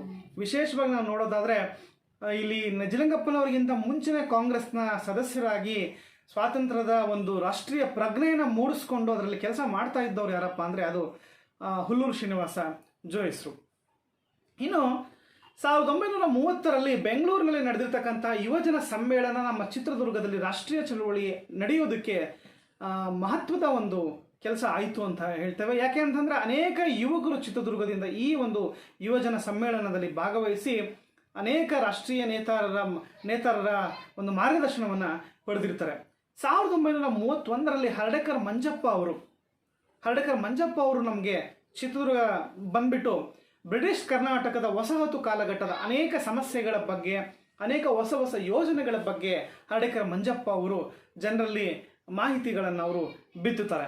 ಹೀಗೆ ರಾಷ್ಟ್ರೀಯ ಹೋರಾಟದ ಅಂಶಗಳಿಂದ ಪ್ರಭಾವಿತರಾಗಿರ್ತಕ್ಕಂತಹ ಜೋಯಿಸರು ಮತ್ತು ಅವತ್ತು ಗಾಂಧೀಜಿಯವರ ಅಪ್ಪಟ ಅಭಿಮಾನಿಯಾಗಿ ಗಾಂಧಿ ತತ್ವಗಳನ್ನು, ಚಿಂತನೆಗಳನ್ನು, ವಿಚಾರಧಾರೆಗಳಿಂದ ಪ್ರಭಾವಿತರಾಗಿರ್ತಕ್ಕಂತಹ ಹುಲ್ಲೂರು ಶ್ರೀನಿವಾಸ ಜೋಯಿಸರು ತಮಗೆ ಸಿಕ್ಕಿರುವಂತಹ ಅನೇಕ ಸಂದರ್ಭಗಳಲ್ಲಿ ರಾಷ್ಟ್ರೀಯ ಹೋರಾಟಗಳಲ್ಲಿ ತಮ್ಮನ್ನು ತಾವು ಸಂಪೂರ್ಣವಾಗಿ ತೊಡಗಿಸ್ಕೊಂಡು ರಾಷ್ಟ್ರ ಭಕ್ತಿಯನ್ನು ಮೆರೆದರು ಅಂತೇಳಿ ನಾವು ಅವರ ಚರಿತ್ರೆಯನ್ನು ನೋಡುವುದರ ಮೂಲಕ ಸಾಧ್ಯತೆ ಆಗುತ್ತೆ. 1942ರ ಕ್ವಿಟ್ ಇಂಡಿಯಾ ಚಳುವಳಿ, ಬ್ರಿಟಿಷರೇ ಭಾರತ ಬಿಟ್ಟು ತೊಲಗಿ ಅನ್ನುವಂಥ ಈ ಚಳುವಳಿ ಇಡೀ ಭಾರತದ ರಾಷ್ಟ್ರೀಯ ಹೋರಾಟದಲ್ಲಿ ಮಹತ್ವದ ಒಂದು ಘಟನೆ ಅಂತ ನಾವಲ್ಲಿ ನೋಡ್ತೇವೆ. ಅಂತಹ ಒಂದು ಘಟನೆ ನಮ್ಮ ಚಿತ್ರದುರ್ಗದಲ್ಲಿ ವಿಶೇಷವಾಗಿ ನಾವು ನೋಡಬಹುದು. ನೀಲಕಂಠೇಶ್ವರ ದೇವಸ್ಥಾನದ ಬಳಿ ಇದ್ದಂತಹ ಹಳೆ ಕಾಂಗ್ರೆಸ್ ಕಚೇರಿಯ ಮೇಲ್ಭಾಗದಲ್ಲಿ ಹುಲ್ಲೂರು ಶ್ರೀನಿವಾಸ ಜೋಯಿಸರು ಮತ್ತು ರಾಷ್ಟ್ರೀಯ ಹೋರಾಟಗಾರರು ಧ್ವಜ ಸತ್ಯಾಗ್ರಹವನ್ನು ಮಾಡ್ತಾರೆ, ರಾಷ್ಟ್ರಧ್ವಜವನ್ನು ಹಾರಿಸ್ತಾರೆ. ಇದು ಬ್ರಿಟಿಷ್ ವಿರೋಧಿ ನೀತಿಯಾಗಿರುತ್ತೆ. ಆದ್ದರಿಂದ ಜೋಯಿಸರನ್ನು ಮತ್ತು ಅನೇಕ ಸಹಚರರನ್ನು ಬ್ರಿಟಿಷ್ ಸರ್ಕಾರ ಬಂಧಿಸಿ ಬೆಂಗಳೂರಿನ ಸೆಂಟ್ರಲ್ ಜೈಲಿಗೆ ಹಾಕಲಾಗುತ್ತೆ. ಅದರಲ್ಲಿ ಎಸ್ ನಿಜಲಿಂಗಪ್ಪ ಕೂಡ ಒಬ್ಬರಾಗಿದ್ದರು. ಈ ಕಾಲದಲ್ಲಿ ಜೋಯಿಸರು ಸೆರೆಮನೆಯಲ್ಲಿ ಇರ್ತಕ್ಕಂಥ ಸಂದರ್ಭದಲ್ಲಿ ಅವರಿಗೆ ಕೈ ಕಾಲು ಕೀಲು ನೋವಾಗಿ ಊದ್ಕೊಂಡು ಓಡಾಡೋದಕ್ಕೆ, ನಡೆಯೋದಕ್ಕೆ, ಮಾತಾಡೋದಕ್ಕೆ ಆಗದೇ ಇರ್ತಕ್ಕಂಥ ಸಂದರ್ಭ ಬಂದು ಅನಾರೋಗ್ಯ ಪೀಡಿತರಾಗ್ತಾರೆ. ಇದನ್ನು ಕಂಡಂತಹ ಎಸ್ ನಿಜಲಿಂಗಪ್ಪ ಅವರು ಮನಸ್ಸು ನೊಂದುಕೊಂಡು ಹೇಳ್ತಾರೆ, ಯಾವೊಂದು ಕಾರಣವನ್ನು ಬರ್ಕೊಟ್ಟು ದಯವಿಟ್ಟು ನೀವು ಇಲ್ಲಿಂದ ಹೊರಗೆ ಹೋಗಿ ಒಂದು ಚಿಕಿತ್ಸೆಯನ್ನು ಮಾಡಿಸ್ಕೊಳ್ಳಿ ಜೋಯಿಸ್ರೆ ಅಂತಂತಾರೆ. ಅಧಿಕಾರಿಗಳು ಕೂಡ ಅದಕ್ಕೆ ಸಪೋರ್ಟ್ ಮಾಡ್ತಾರೆ. ಆದರೆ ಜೋಯಿಸರು ಯಾವುದೇ ಕಾರಣಕ್ಕೂ ಅಲ್ಲಿಂದ ಹೊರಗಡೆ ಹೋಗಲ್ಲ. ನಾನು ಸತ್ರ ಇಲ್ಲೇ ಸಾಯ್ತೀನಿ ಹೊರತು ನಾನು ಈ ರೀತಿಯಾದ ಕಾರಣಗಳನ್ನು ಕೊಡಲ್ಲ, ನನಗದು ಅವಶ್ಯಕತೆಯೂ ಇಲ್ಲ, ನಾನು ಸತ್ರ ಇಲ್ಲೇ ಸಾಯ್ತೀನಿ ಹೊರತು ನಾನು ಹೊರಗಡೆ ಹೋಗಲ್ಲ ಅಂತ ಹೇಳ್ತಾರೆ. ಇದು ಅವರ ಒಂದು ರಾಷ್ಟ್ರಭಕ್ತಿಗೆ ಒಂದು ಮಹತ್ವದ ಉದಾಹರಣೆ ಅಂತೇಳಿ ನಾವಲ್ಲಿ ನೋಡೋದಕ್ಕೆ ಸಾಧ್ಯತೆ ಆಗುತ್ತೆ. ಅಲ್ಲಿಂದ ಬಿಡುಗಡೆಯಾಗಿ ಜೋಯಿಸರು ಮತ್ತು ನಮ್ಮ ಜಿಲ್ಲೆಗೆ ಬರ್ತಾರೆ. ಎಷ್ಟು ವಿಪರ್ಯಾಸ ಅಂದರೆ, ಜೋಯಿಸರು ಮನೆಗೆ ಬಂದಾಗ ಅವ್ರ ತಾಯಿ ಮತ್ತು ಅವರ ಮಕ್ಕಳು, ತಂಗಿ ಮಕ್ಕಳು ಎಲ್ಲರೂ ಕಷ್ಟದಲ್ಲಿರ್ತಕ್ಕಂಥದ್ದು, ಅನಾರೋಗ್ಯ ಪೀಡಿತರಾಗಿರ್ತಾರೆ. ಜೋಯಿಸರು ಜೈಲಲ್ಲಿದ್ದಾಗಲೂ ಕೂಡ ಆರ್ಥಿಕ ಸಂಕಷ್ಟ ಅವ್ರ ಮನೆಯನ್ನು ಕಾಡಿಸುತ್ತೆ. ಆದರೆ ಅದಕ್ಕೆ ಆ ಸಂದರ್ಭದಲ್ಲಿ ಅವರ ಮಗ ಪಾಂಡುರಂಗ ಜೋಯಿಸರು ಮುಂಬೈಯಲ್ಲಿ ಕೆಲಸದಲ್ಲಿರ್ತಾರೆ. ಅವರು ಚಿತ್ರದುರ್ಗಕ್ಕೆ ಬಂದು ಅವ್ರ ತಂದೆ ಮಾಡ್ತಿದ್ದಂಥ ಕಾರ್ಯಗಳನ್ನು ಮುಂದುವರಿಸ್ತಾರೆ. ಆ ಸಂದರ್ಭದಲ್ಲಿ ಜೋಯಿಸರು ಪತ್ರಕರ್ತರಾಗಿ ವರದಿಗಾರರ ಕೆಲಸ ಮಾಡ್ತಾ ಇರ್ತಾರೆ. ಅದೇ ಕೆಲಸವನ್ನು ಪಾಂಡುರಂಗ ಜೋಯಿಸರು ಕೂಡ ಮಾಡಿ ಮನೆಯ ಆರ್ಥಿಕ ಸಮಸ್ಯೆಗಳನ್ನು ಬಗೆಹರಿಸೋದಕ್ಕೆ ಅವ್ರು ಕೈ ಜೋಡಿಸಿರ್ತಾರೆ. ಆದರೆ ಜೋಯಿಸರು ನಮಗೆ ದುರ್ಗಕ್ಕೆ ಬಂದಾಗ ಅನಾರೋಗ್ಯ ಪೀಡಿತರಾಗಿ ಇವ್ರ ಮನೇಲಿ ಸಮಸ್ಯೆ ಉಲ್ಬಣ ಆಗಿರುತ್ತೆ.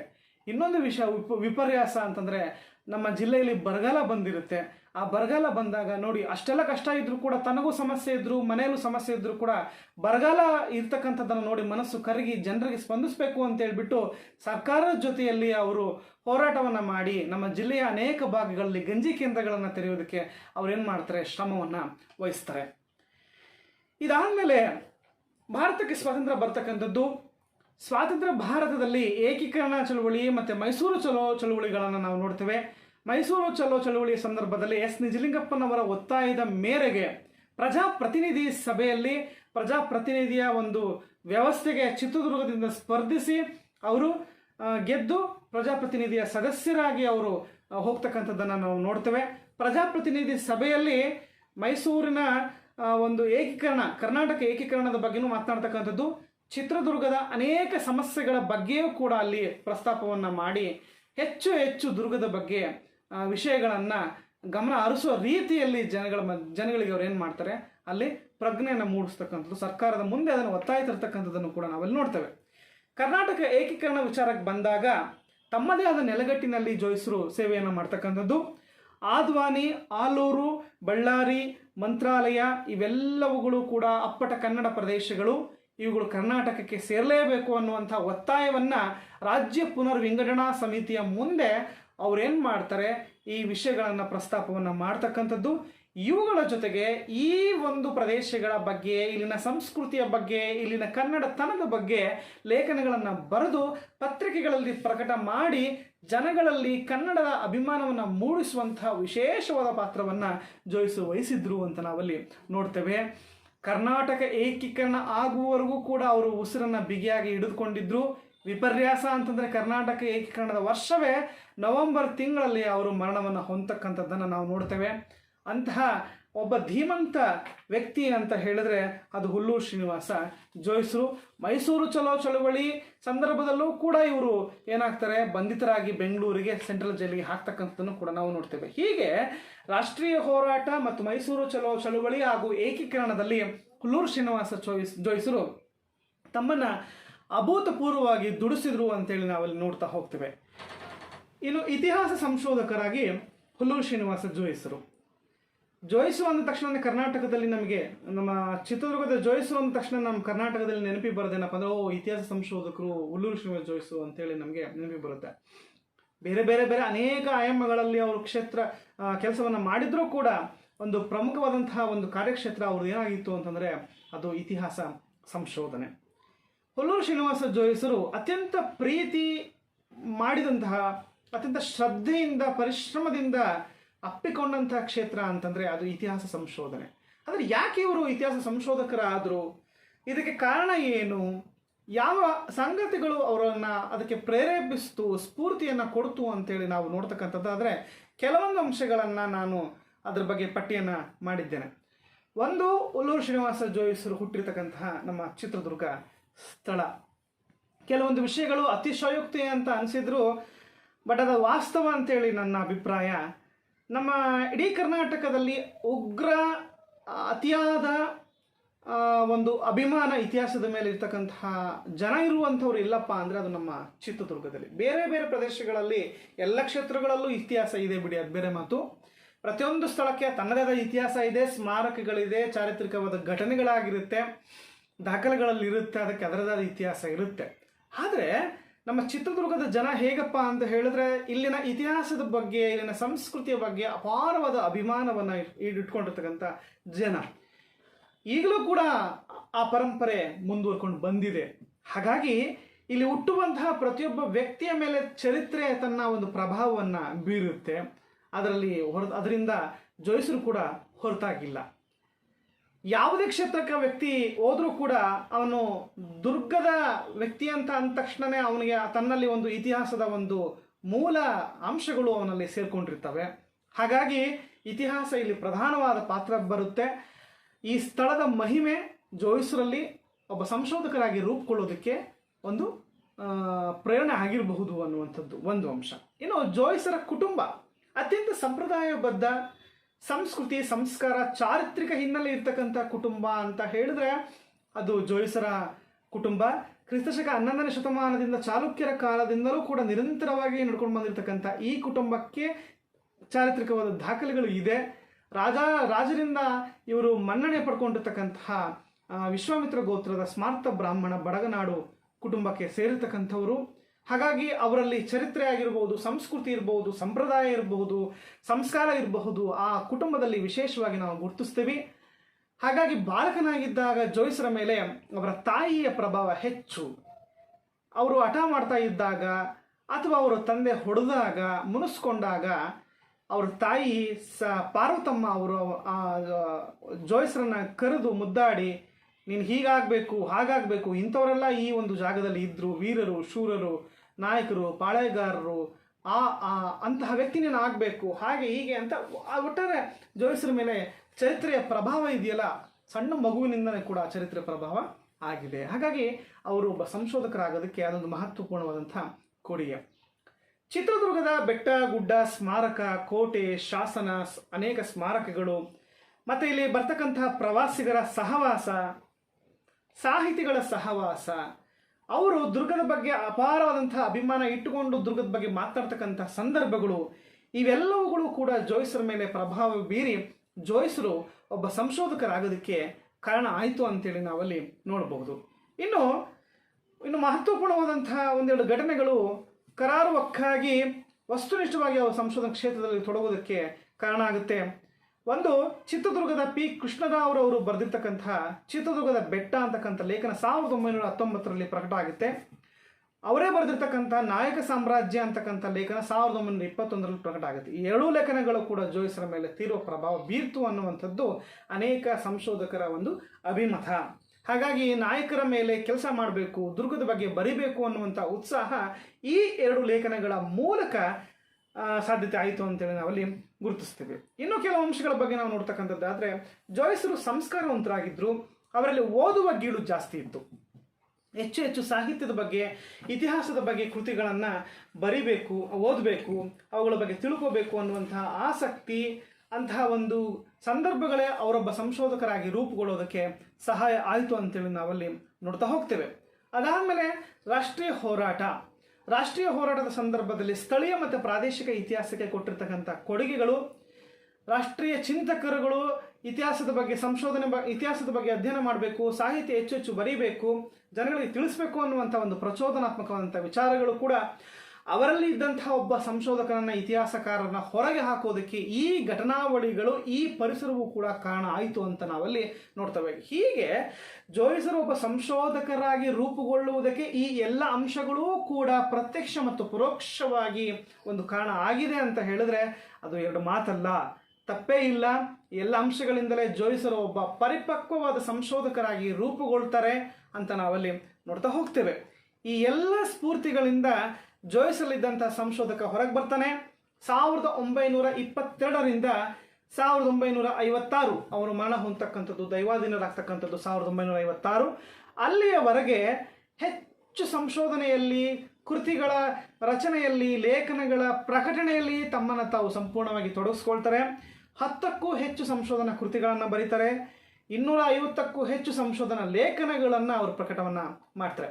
ಜೋಯಿಸರ ಲೇಖನಗಳು ಅಂದಿನ ಕರ್ನಾಟಕದ ಪ್ರಸಿದ್ಧ ಸಂಶೋಧನಾ ನಿಯತಕಾಲಿಕೆಗಳು, ಪತ್ರಿಕೆಗಳಾಗಿರ್ತಕ್ಕಂತಹ ಕನ್ನಡ ಸಾಹಿತ್ಯ ಪರಿಷತ್ ಪತ್ರಿಕೆ, ಪ್ರಬುದ್ಧ ಕರ್ನಾಟಕ, ಶರಣ ಸಾಹಿತ್ಯ, ಕನ್ನಡ ನುಡಿ, ಜಯ ಕರ್ನಾಟಕ, ಸುಬೋಧ, ವಾಗ್ಭೂಷಣ, ಸತ್ಯವಾಣಿ, QJMS, ಕ್ವಾರ್ಟರ್ಲಿ ಜರ್ನಲಿ ಆಫ್ ಮಿಥಿಕ್ಸ್ ಸೊಸೈಟಿ, ಈ ಎಲ್ಲ ನಿಯತಕಾಲಿಕೆಗಳಲ್ಲದೆ ದಿನಪತ್ರಿಕೆಗಳಲ್ಲಿ, ವಾರಪತ್ರಿಕೆಗಳಲ್ಲಿ, ಸಾಂದರ್ಭಿಕ ಸಂಚಿಕೆಗಳಲ್ಲಿ, ಸ್ಥಳೀಯವಾದಂತಹ ಪತ್ರಿಕೆಗಳಲ್ಲಿ ಮತ್ತು ಸ್ಮರಣ ಸಂಚಿಕೆಗಳು, ಹೀಗೆ ಬೇರೆ ಬೇರೆ ಬೇರೆ ಬೇರೆ ಅನೇಕ ಬರವಣಿಗೆಗೆ ಸಂಬಂಧಪಟ್ಟಂಥ ಎಲ್ಲ ಕ್ಷೇತ್ರಗಳಲ್ಲೂ ಕೂಡ ಜೋಯಿಸರ ಲೇಖನಗಳು ಪ್ರಕಟ ಆಗ್ತಾ ಹೋಗುತ್ತೆ. ಹಾಗಾಗಿ ಜೋಯಿಸರು ಸಂಶೋಧಕರಾಗಿ ಗುರುತಿಸ್ಕೊಳ್ತಾರೆ. ಸಮಾಜದಲ್ಲಿ ಸ್ಥಳೀಯ ಇತಿಹಾಸದ ಬಗ್ಗೆ ಜನರಲ್ಲಿ ಪ್ರಜ್ಞೆ, ಒಂದು ಭಾವನೆ ಮೂಡ್ತಕ್ಕಂಥದ್ದನ್ನು ನಾವಲ್ಲಿ ನೋಡುವುದಕ್ಕೆ ಸಾಧ್ಯತೆ ಆಗುತ್ತೆ. ಅನೇಕ ಸಂಶೋಧನಾ ನಿಯತಕಾಲಿಕೆಗಳಲ್ಲಿ ಪ್ರಕಟ ಆಗಿರ್ತಕ್ಕಂತಹ ಅವರ ಸಂಶೋಧನಾ ಲೇಖನಗಳ ಬಗ್ಗೆ ನಾವು ನೋಡಿದಾಗ ಮೊಟ್ಟ ಮೊದಲ ಬಾರಿಗೆ 1976ರಲ್ಲಿ ಸುಮಾರು 47 ಲೇಖನಗಳನ್ನು ಸಂಗ್ರಹಿಸಿ ಪ್ರೊಫೆಸರ್ ಲಕ್ಷ್ಮಣ ತೆಲಗಾವಿ ಮತ್ತು ಪ್ರೊಫೆಸರ್ MV ಶ್ರೀನಿವಾಸ್ ಅವರು ಹುಲ್ಲೂರು ಶ್ರೀನಿವಾಸ ಜೋಯಿಸರ ಐತಿಹಾಸಿಕ ಲೇಖನಗಳು ಅಂತಕ್ಕಂಥ ಒಂದು ಸಂಪುಟವನ್ನು ಅವರು ಪ್ರಕಟ ಮಾಡ್ತಾರೆ. ತರುವಾಯ 1995ರಲ್ಲಿ 48 ಲೇಖನಗಳ ಮತ್ತೊಂದು ಸಂಕಲನ ಹುಲ್ಲೂರು ಶ್ರೀನಿವಾಸ ಜೋಯಿಸರ ಸಂಶೋಧನಾ ಲೇಖನಗಳು ಅಂತಕ್ಕಂತಹ ಮತ್ತೊಂದು ಸಂಪುಟವನ್ನು ಪ್ರಕಟ ಮಾಡ್ತಾರೆ. ಹೀಗೆ ಪ್ರೊಫೆಸರ್ ಲಕ್ಷ್ಮಣ್ ತೆಲಗಾವಿ ಮತ್ತು ಡಾಕ್ಟರ್ MV ಶ್ರೀನಿವಾಸ್ ರವರು ಈ ಸಂಪುಟಗಳನ್ನು ಪ್ರಕಟ ಮಾಡಿಲ್ಲದೆ ಹೋಗಿದ್ದರೆ ಜೋಯಿಸರು ಇನ್ನೂ ಅಧ್ಯಯನ ಕ್ಷೇತ್ರಕ್ಕೆ ಅಂದರೆ ಅವರ ಬಗ್ಗೆ ಅಧ್ಯಯನ ಮಾಡೋದಕ್ಕೆ ಅಥವಾ ಅವರ ಲೇಖನಗಳು ನಮಗೆ ಸಿಗೋದಕ್ಕೆ ಸಾಧ್ಯತೆ ಆಗ್ತಿರಲಿಲ್ಲ. ಒಂದು ವಿಶ್ವವಿದ್ಯಾಲಯದ ಮಟ್ಟದಲ್ಲಿ ಅಕಾಡೆಮಿಕ್ ನೆಲೆಯಲ್ಲಿ ನಮಗೆ ಜೋಯಿಸರ ಬಗ್ಗೆ ಅಧ್ಯಯನ ಮಾಡುವುದಕ್ಕೆ, ಜೋಯಿಸರ ಬಗ್ಗೆ ಅವರ ವಿಷಯಗಳ ಬಗ್ಗೆ ತಿಳ್ಕೊಳ್ಳೋದಕ್ಕೆ ನಮಗೆ ಸಾಧ್ಯತೆ ಆಗ್ತಿರಲಿಲ್ಲ. ಅಕಾಡೆಮಿಕ್ ನೆಲೆಯಲ್ಲಿ ಮತ್ತು ವಿಶ್ವವಿದ್ಯಾಲಯ ಮಟ್ಟದಲ್ಲಿ ಜೋಯಿಸರನ್ನು ಗುರುತಿಸುವಂತೆ ಮಾಡಿದ್ದು ಪ್ರೊಫೆಸರ್ ಲಕ್ಷ್ಮಣ್ ತೆಲಗಾವಿ ಮತ್ತು ಡಾಕ್ಟರ್ MV ಶ್ರೀನಿವಾಸ್ ಅಂತೇಳಿ ನಾವಲ್ಲಿ ನೋಡುವುದಕ್ಕೆ ಸಾಧ್ಯತೆ ಆಗುತ್ತೆ. ಇನ್ನು ಇವರ ಇಂಗ್ಲಿಷ್ ಲೇಖನಗಳು ಕೂಡ ಪ್ರಕಟ ಆಗಿದ್ದಾವೆ ಮತ್ತು ಇವರ ಲೇಖನಗಳು ಹಿಂದಿ ಮತ್ತು ತೆಲುಗು ಭಾಷೆಗಳು ಕೂಡ ಅನುವಾದ ಆಗಿರ್ತಕ್ಕಂಥದ್ದನ್ನು ನಾವಲ್ಲಿ ನೋಡ್ತೇವೆ. ಇಷ್ಟೆಲ್ಲ ಕೆಲಸ ಕಾರ್ಯಗಳನ್ನು ಮಾಡಿರ್ತಕ್ಕಂಥ ಜೋಯಿಸರು ಒಬ್ಬ ಮನುಷ್ಯ ಮಾಡಬೇಕಾದಂಥ ಕೆಲಸ ಇಷ್ಟೊಂದಲ್ಲ, ಒಂದು ಸಂಸ್ಥೆ ಮಾಡಬೇಕಾಗಿರ್ತಕ್ಕಂಥ ಕೆಲಸವನ್ನು ಒಬ್ಬ ಮನುಷ್ಯರಾಗಿ ಜೋಯಿಸರು ಮಾಡಿದ್ದಾರೆ ಅಂತಂದರೆ ನಿಜಕ್ಕೂ ಕೂಡ ಒಂದು ಅಭೂತಪೂರ್ವ. ಹುಲ್ಲೂರು ಶ್ರೀನಿವಾಸ ಜೋಯಿಸರ ಕೃತಿಗಳ ಬಗ್ಗೆ ನಾವು ನೋಡ್ತಕ್ಕಂಥದ್ದೇ ಆದರೆ ಸುಮಾರು 12 ಕೃತಿಗಳ ಬಗ್ಗೆ ನಮಗೆ ಮಾಹಿತಿ ಸಿಗುತ್ತೆ. ಆದರೆ ಅವರ ಎಲ್ಲ ಕೃತಿಗಳು ಕೂಡ ನಮಗೆ ಇವತ್ತು ಅಲಭ್ಯ. ಯಾವ ಕೃತಿಗಳು ಕೂಡ ನಮಗೆ ನೋಡುವುದಕ್ಕೂ ಕೂಡ ಸಾಧ್ಯತೆ ಇಲ್ಲ. ಅತ್ಯಂತ ಹಳೆಯ ಗ್ರಂಥಾಲಯಗಳಲ್ಲಿ, ಪ್ರಾಚೀನವಾದ ಗ್ರಂಥಾಲಯಗಳಂತ ಏನಿದಾವೆ ವಿಶ್ವವಿದ್ಯಾಲಯಗಳ ಗ್ರಂಥಾಲಯಗಳಲ್ಲಿ ಮತ್ತು ಸರ್ಕಾರದ ಕೆಲವು ಗ್ರಂಥಾಲಯಗಳಲ್ಲಿ ಮಾತ್ರ ನಮಗೆ ಸಿಗಬಹುದೇನೋ ಬಿಟ್ಟರೆ ಎಲ್ಲೂ ಕೂಡ ನಮಗೆ ಜೋಯಿಸರ ಲೇಖನ ಪುಸ್ತಕಗಳು ನಮಗೆ ಸಿಗಲ್ಲ. ಅವರ ಕೃತಿಗಳನ್ನು ನಾವು ನೋಡ್ತಕ್ಕಂಥದ್ದೇ ಆದರೆ ಕನ್ನಡಕಲ್ಲಿ ಸಿರುಮನ ಚರಿತೆ 1951ರಲ್ಲಿ ಪ್ರಕಟ ಆಗುತ್ತೆ. 1977ರಲ್ಲಿ ಅದು ಮತ್ತೆ ಪುನರ್ಮುದ್ರಣ ಆಗ್ತಕ್ಕಂಥದ್ದು. ಕರಿಬಂಟ ಅಂತಕ್ಕಂಥ ಕೃತಿ ಅದು ಅಪ್ರಕಟಿತ. ಕಪೋತ ವಾಕ್ಯ ಅಂತಕ್ಕಂಥ ಕೃತಿ ಬಗ್ಗೆ ನಮಗೆ ಮಾಹಿತಿನೇ ಸಿಗಲ್ಲ. ಗಂಡುಗಲಿ ಕುಮಾರರಾಮ ಅಂತಕ್ಕಂಥ ಕೃತಿ 1941ರಲ್ಲಿ ಮತ್ತು 1955ರಲ್ಲಿ ಪ್ರಕಟ ಆಗುತ್ತೆ. ಚಿತ್ರದುರ್ಗದ ಚಿತ್ರಗಳು ಇದ್ರ ಬಗ್ಗೆ ಕೂಡ ನಮಗೆ ಮಾಹಿತಿ ಸಿಗಲ್ಲ. ಚಿತ್ರದುರ್ಗದ ಬಕೈರು 1968ರಲ್ಲಿ ಪ್ರಕಟ ಆಗುತ್ತೆ. ನಾಡಕತೆಗಳು ಈ ಪುಸ್ತಕ ಕೂಡ ನಮಗೆ ಅಲಭ್ಯ. ಮಯೂರ ಶರ್ಮ ಮತ್ತು ಇತರ ಕಥೆಗಳು 1944ರಲ್ಲಿ ಪ್ರಕಟ ಆಗುತ್ತೆ. ಮರುಳ ಸಿದ್ಧನ ಚರಿತ್ರೆ ಇದು ಅಪ್ರಕಟಿತ, ಇನ್ನೂ ಕೂಡ ಬೆಳಕಿಗೆ ಬಂದಿಲ್ಲ. ಸ್ಥಳ ಅಂತಕ್ಕಂಥ ಕೃತಿ ಬಗ್ಗೆ ನಮಗೆ ಅಲಭ್ಯ. ಹರಿಹರ ಕ್ಷೇತ್ರ ಅದು ಕೂಡ ಇನ್ನೂ ಅಪ್ರಕಟಿತ.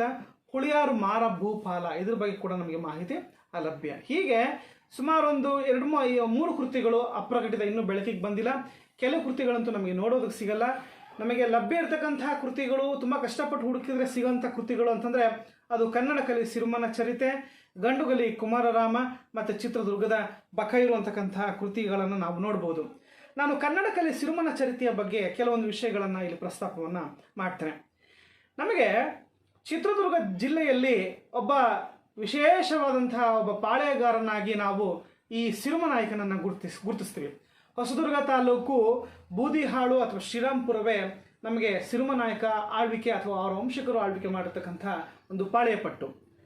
ಇಂತಹ ಬೂದಿಹಾಳು ಸಿರುಮನನ್ನ ಕುರಿತು 3 ಕೃತಿಗಳು ಕನ್ನಡದಲ್ಲಿ ಸಾಂಗತ್ಯ ಪ್ರಕಾರದ ಸಾಹಿತ್ಯದಲ್ಲಿ ಕೃತಿಗಳು ಅವತ್ತಿನ ಕಾಲದಲ್ಲಿ ಕವಿಗಳು ರಚನೆ ಮಾಡಿರ್ತಕ್ಕಂಥದ್ದು.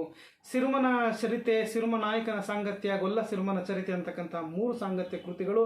ಇದರಲ್ಲಿ ಸಿರುಮನ ನಾಯಕನ ಚರಿತ್ರೆ ಅಂತಕ್ಕಂಥ ಕೃತಿ ನಮಗೆ ಮೊದಲು ಬೆಳಗಿಗೆ ತಗೊಂಬಂದಿದ್ದು ಯಾರಪ್ಪ ಅಂದರೆ ಅದು ಹುಲ್ಲೂರು ಶ್ರೀನಿವಾಸ ಜೋಯಿಸ್ರು. 1951ರಲ್ಲಿ GM ಬಸವರಾಜಯ್ಯ ಶೇಖ್ದಾರ್ ಆಗಿರ್ತಾರೆ ಚಿತ್ರದುರ್ಗದಲ್ಲಿ. ಅವರಲ್ಲಿ ಇರ್ತಕ್ಕಂಥ ಕಾಗದದ ಪ್ರತಿ ಈ ಸಿರುಮನ ಚರಿತೆ ಅಂತಕ್ಕಂಥ ಕೃತಿಯನ್ನು ಅವರು ಬೆಳಕಿಗೆ ತೊಗೊಂಬರ್ತಾರೆ. ಅದನ್ನು ಗ್ರಂಥ ಸಂಪಾದನಾ ಶಾಸ್ತ್ರದ ನೆಲೆಯಲ್ಲಿ ಅವರು ಪ್ರಕಟ ಮಾಡಲ್ಲ, ಆದರೆ ಅದರ ಒಂದು ಗದ್ಯಾನುವಾದವನ್ನು ಮಾತ್ರ ಅವರು ಪ್ರಕಟ ಮಾಡ್ತಾರೆ. ಅದನ್ನು ಕನ್ನಡದಲ್ಲಿ ಸಿರುಮನ ಚರಿತೆ ಅಂತಕ್ಕಂಥ ಹೆಸರಲ್ಲಿ ಪ್ರಕಟ ಮಾಡ್ತಾರೆ.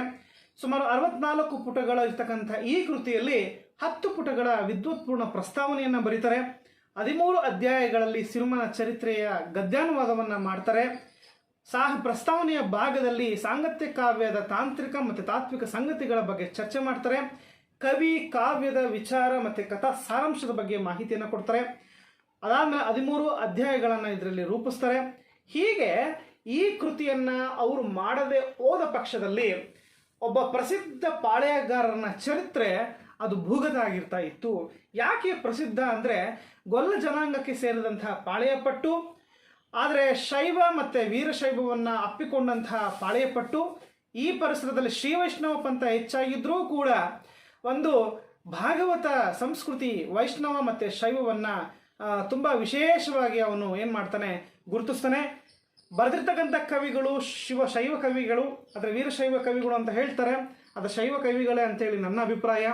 ಈ ಕವಿಗಳ ಮೂಲಕ ಆತನ ಚರಿತ್ರೆ ಒಂದು ರೂಪ ಪಡ್ಕೊಳ್ತಕ್ಕಂಥದ್ದು.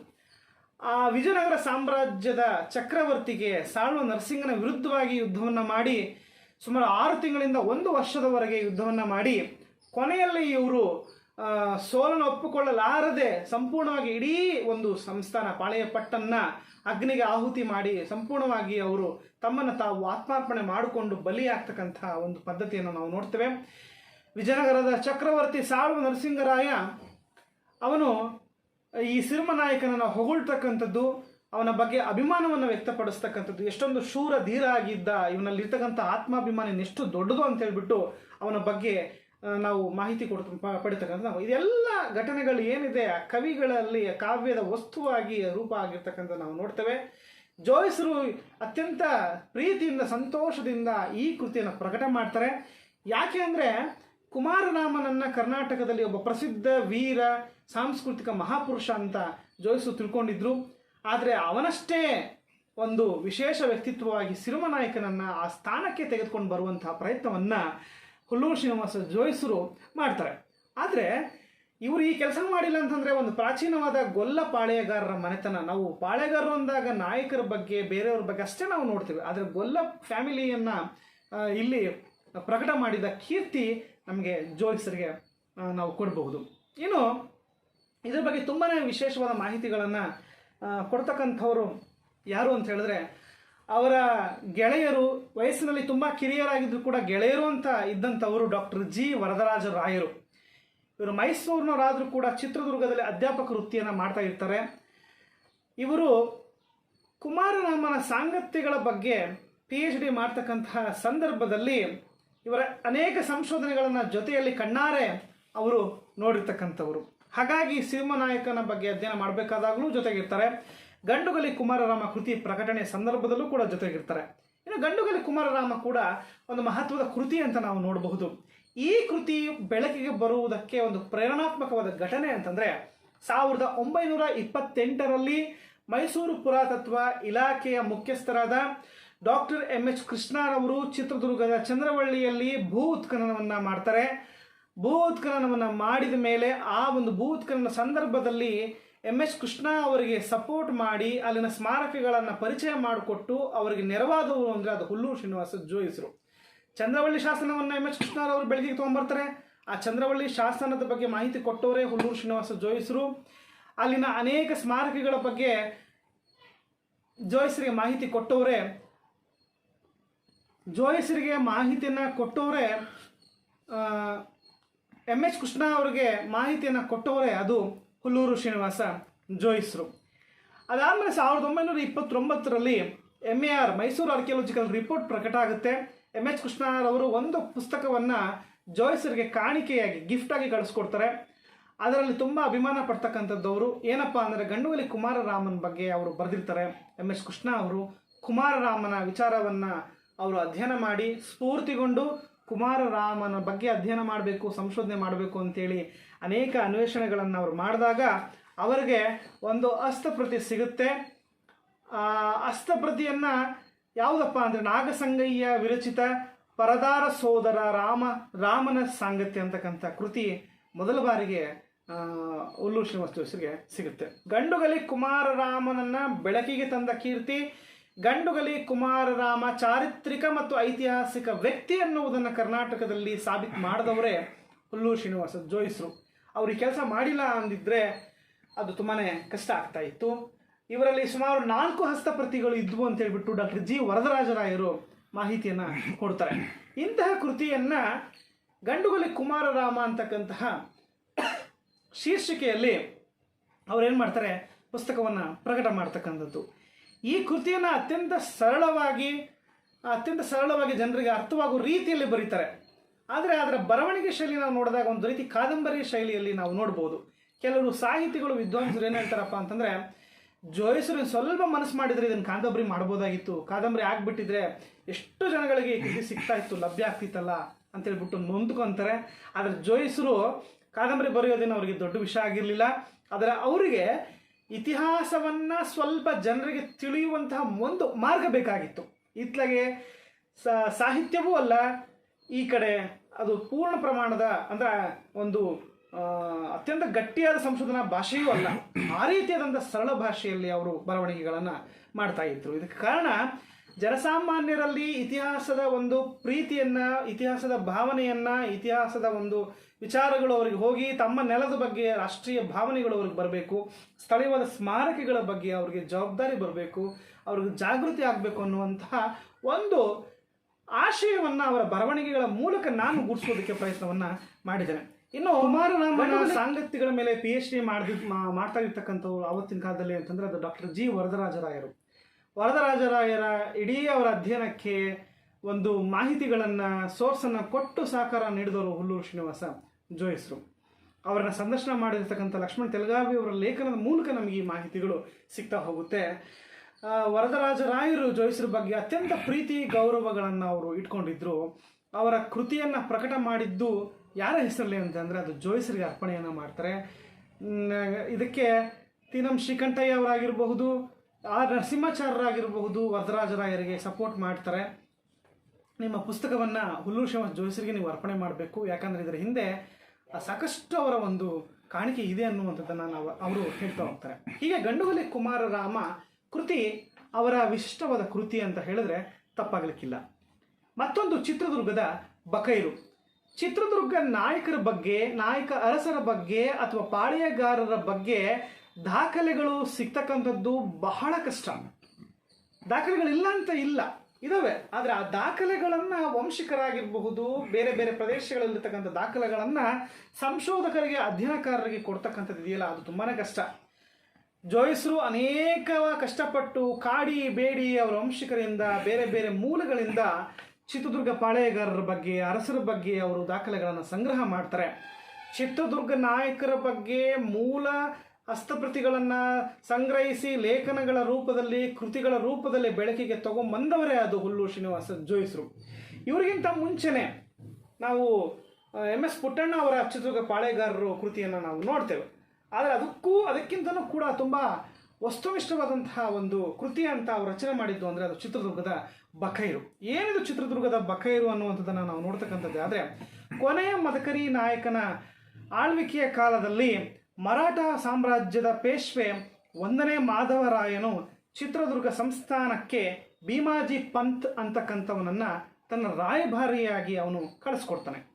ಈ ಭೀಮಾಜಿ ಪಂತನ ಕಾಲದಲ್ಲೇ 1779ರಲ್ಲಿ ಹೈದರ ಅಲಿ ಚಿತ್ರದುರ್ಗವನ್ನು ವಶಪಡಿಸಿಕೊಂಡು ಇಡೀ ಚಿತ್ರದುರ್ಗವನ್ನು ಪತನ ಮಾಡ್ತಕ್ಕಂಥದ್ದು. ಆ ಘಟನೆಗಳನ್ನು ಕಣ್ಣಾರೆ ಕಂಡಂಥವನು, ನೋಡಿದವನು ಅಂತಂದರೆ ಅದು ಭೀಮಾಜಿ ಪಂತ್. ಹೀಗೆ ಅಲ್ಲಿನ ಘಟನೆಗಳ ಬಗ್ಗೆ ಮತ್ತು ಚಿತ್ರದುರ್ಗದ ಪೂರ್ವದ ಇತಿಹಾಸವನ್ನೆಲ್ಲವನ್ನೂ ಸಂಗ್ರಹಿಸಿ ತನ್ನ ರಾಜನಿಗೆ ಒಂದು ಮಾಹಿತಿಯ ಕೃತಿಯನ್ನು ರಚಿಸಿ ಅವನು ಕಳಿಸ್ಕೊಡ್ತಾನೆ. ಅದರ ಹೆಸರೇ ರಾಜಕೀಯ ಪತ್ರ, ಅಥವಾ ಬಕೈರು. ಇದನ್ನೇ ಜೋಯಿಸರು ಚಿತ್ರದುರ್ಗದ ಬಕೈರು ಎಂಬುದಾಗಿ ಕರೆದಿರ್ತಕ್ಕಂಥ ನಾವು ನೋಡ್ತೇವೆ. ದುರ್ಗದ ಚರಿತ್ರೆಯ ಅಧ್ಯಯನ ಮಾಡೋದಕ್ಕೆ ಅತ್ಯಂತ ಅಧಿಕೃತವಾಗಿರ್ತಕ್ಕಂಥ ಒಂದು ಕೃತಿ ಅಂತಂದರೆ ಅದು ಚಿತ್ರದುರ್ಗದ ಬಕೈರು.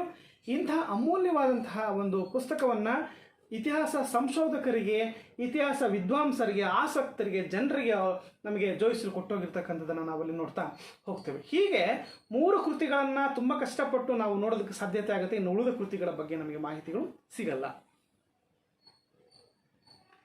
ಹುಲ್ಲೂರು ಶ್ರೀನಿವಾಸ ಜೋಯಿಸರ ಸಂಶೋಧನಾ ಲೇಖನಗಳ ಬಗ್ಗೆ ನಾವು ನೋಡ್ತಕ್ಕಂಥದ್ದು.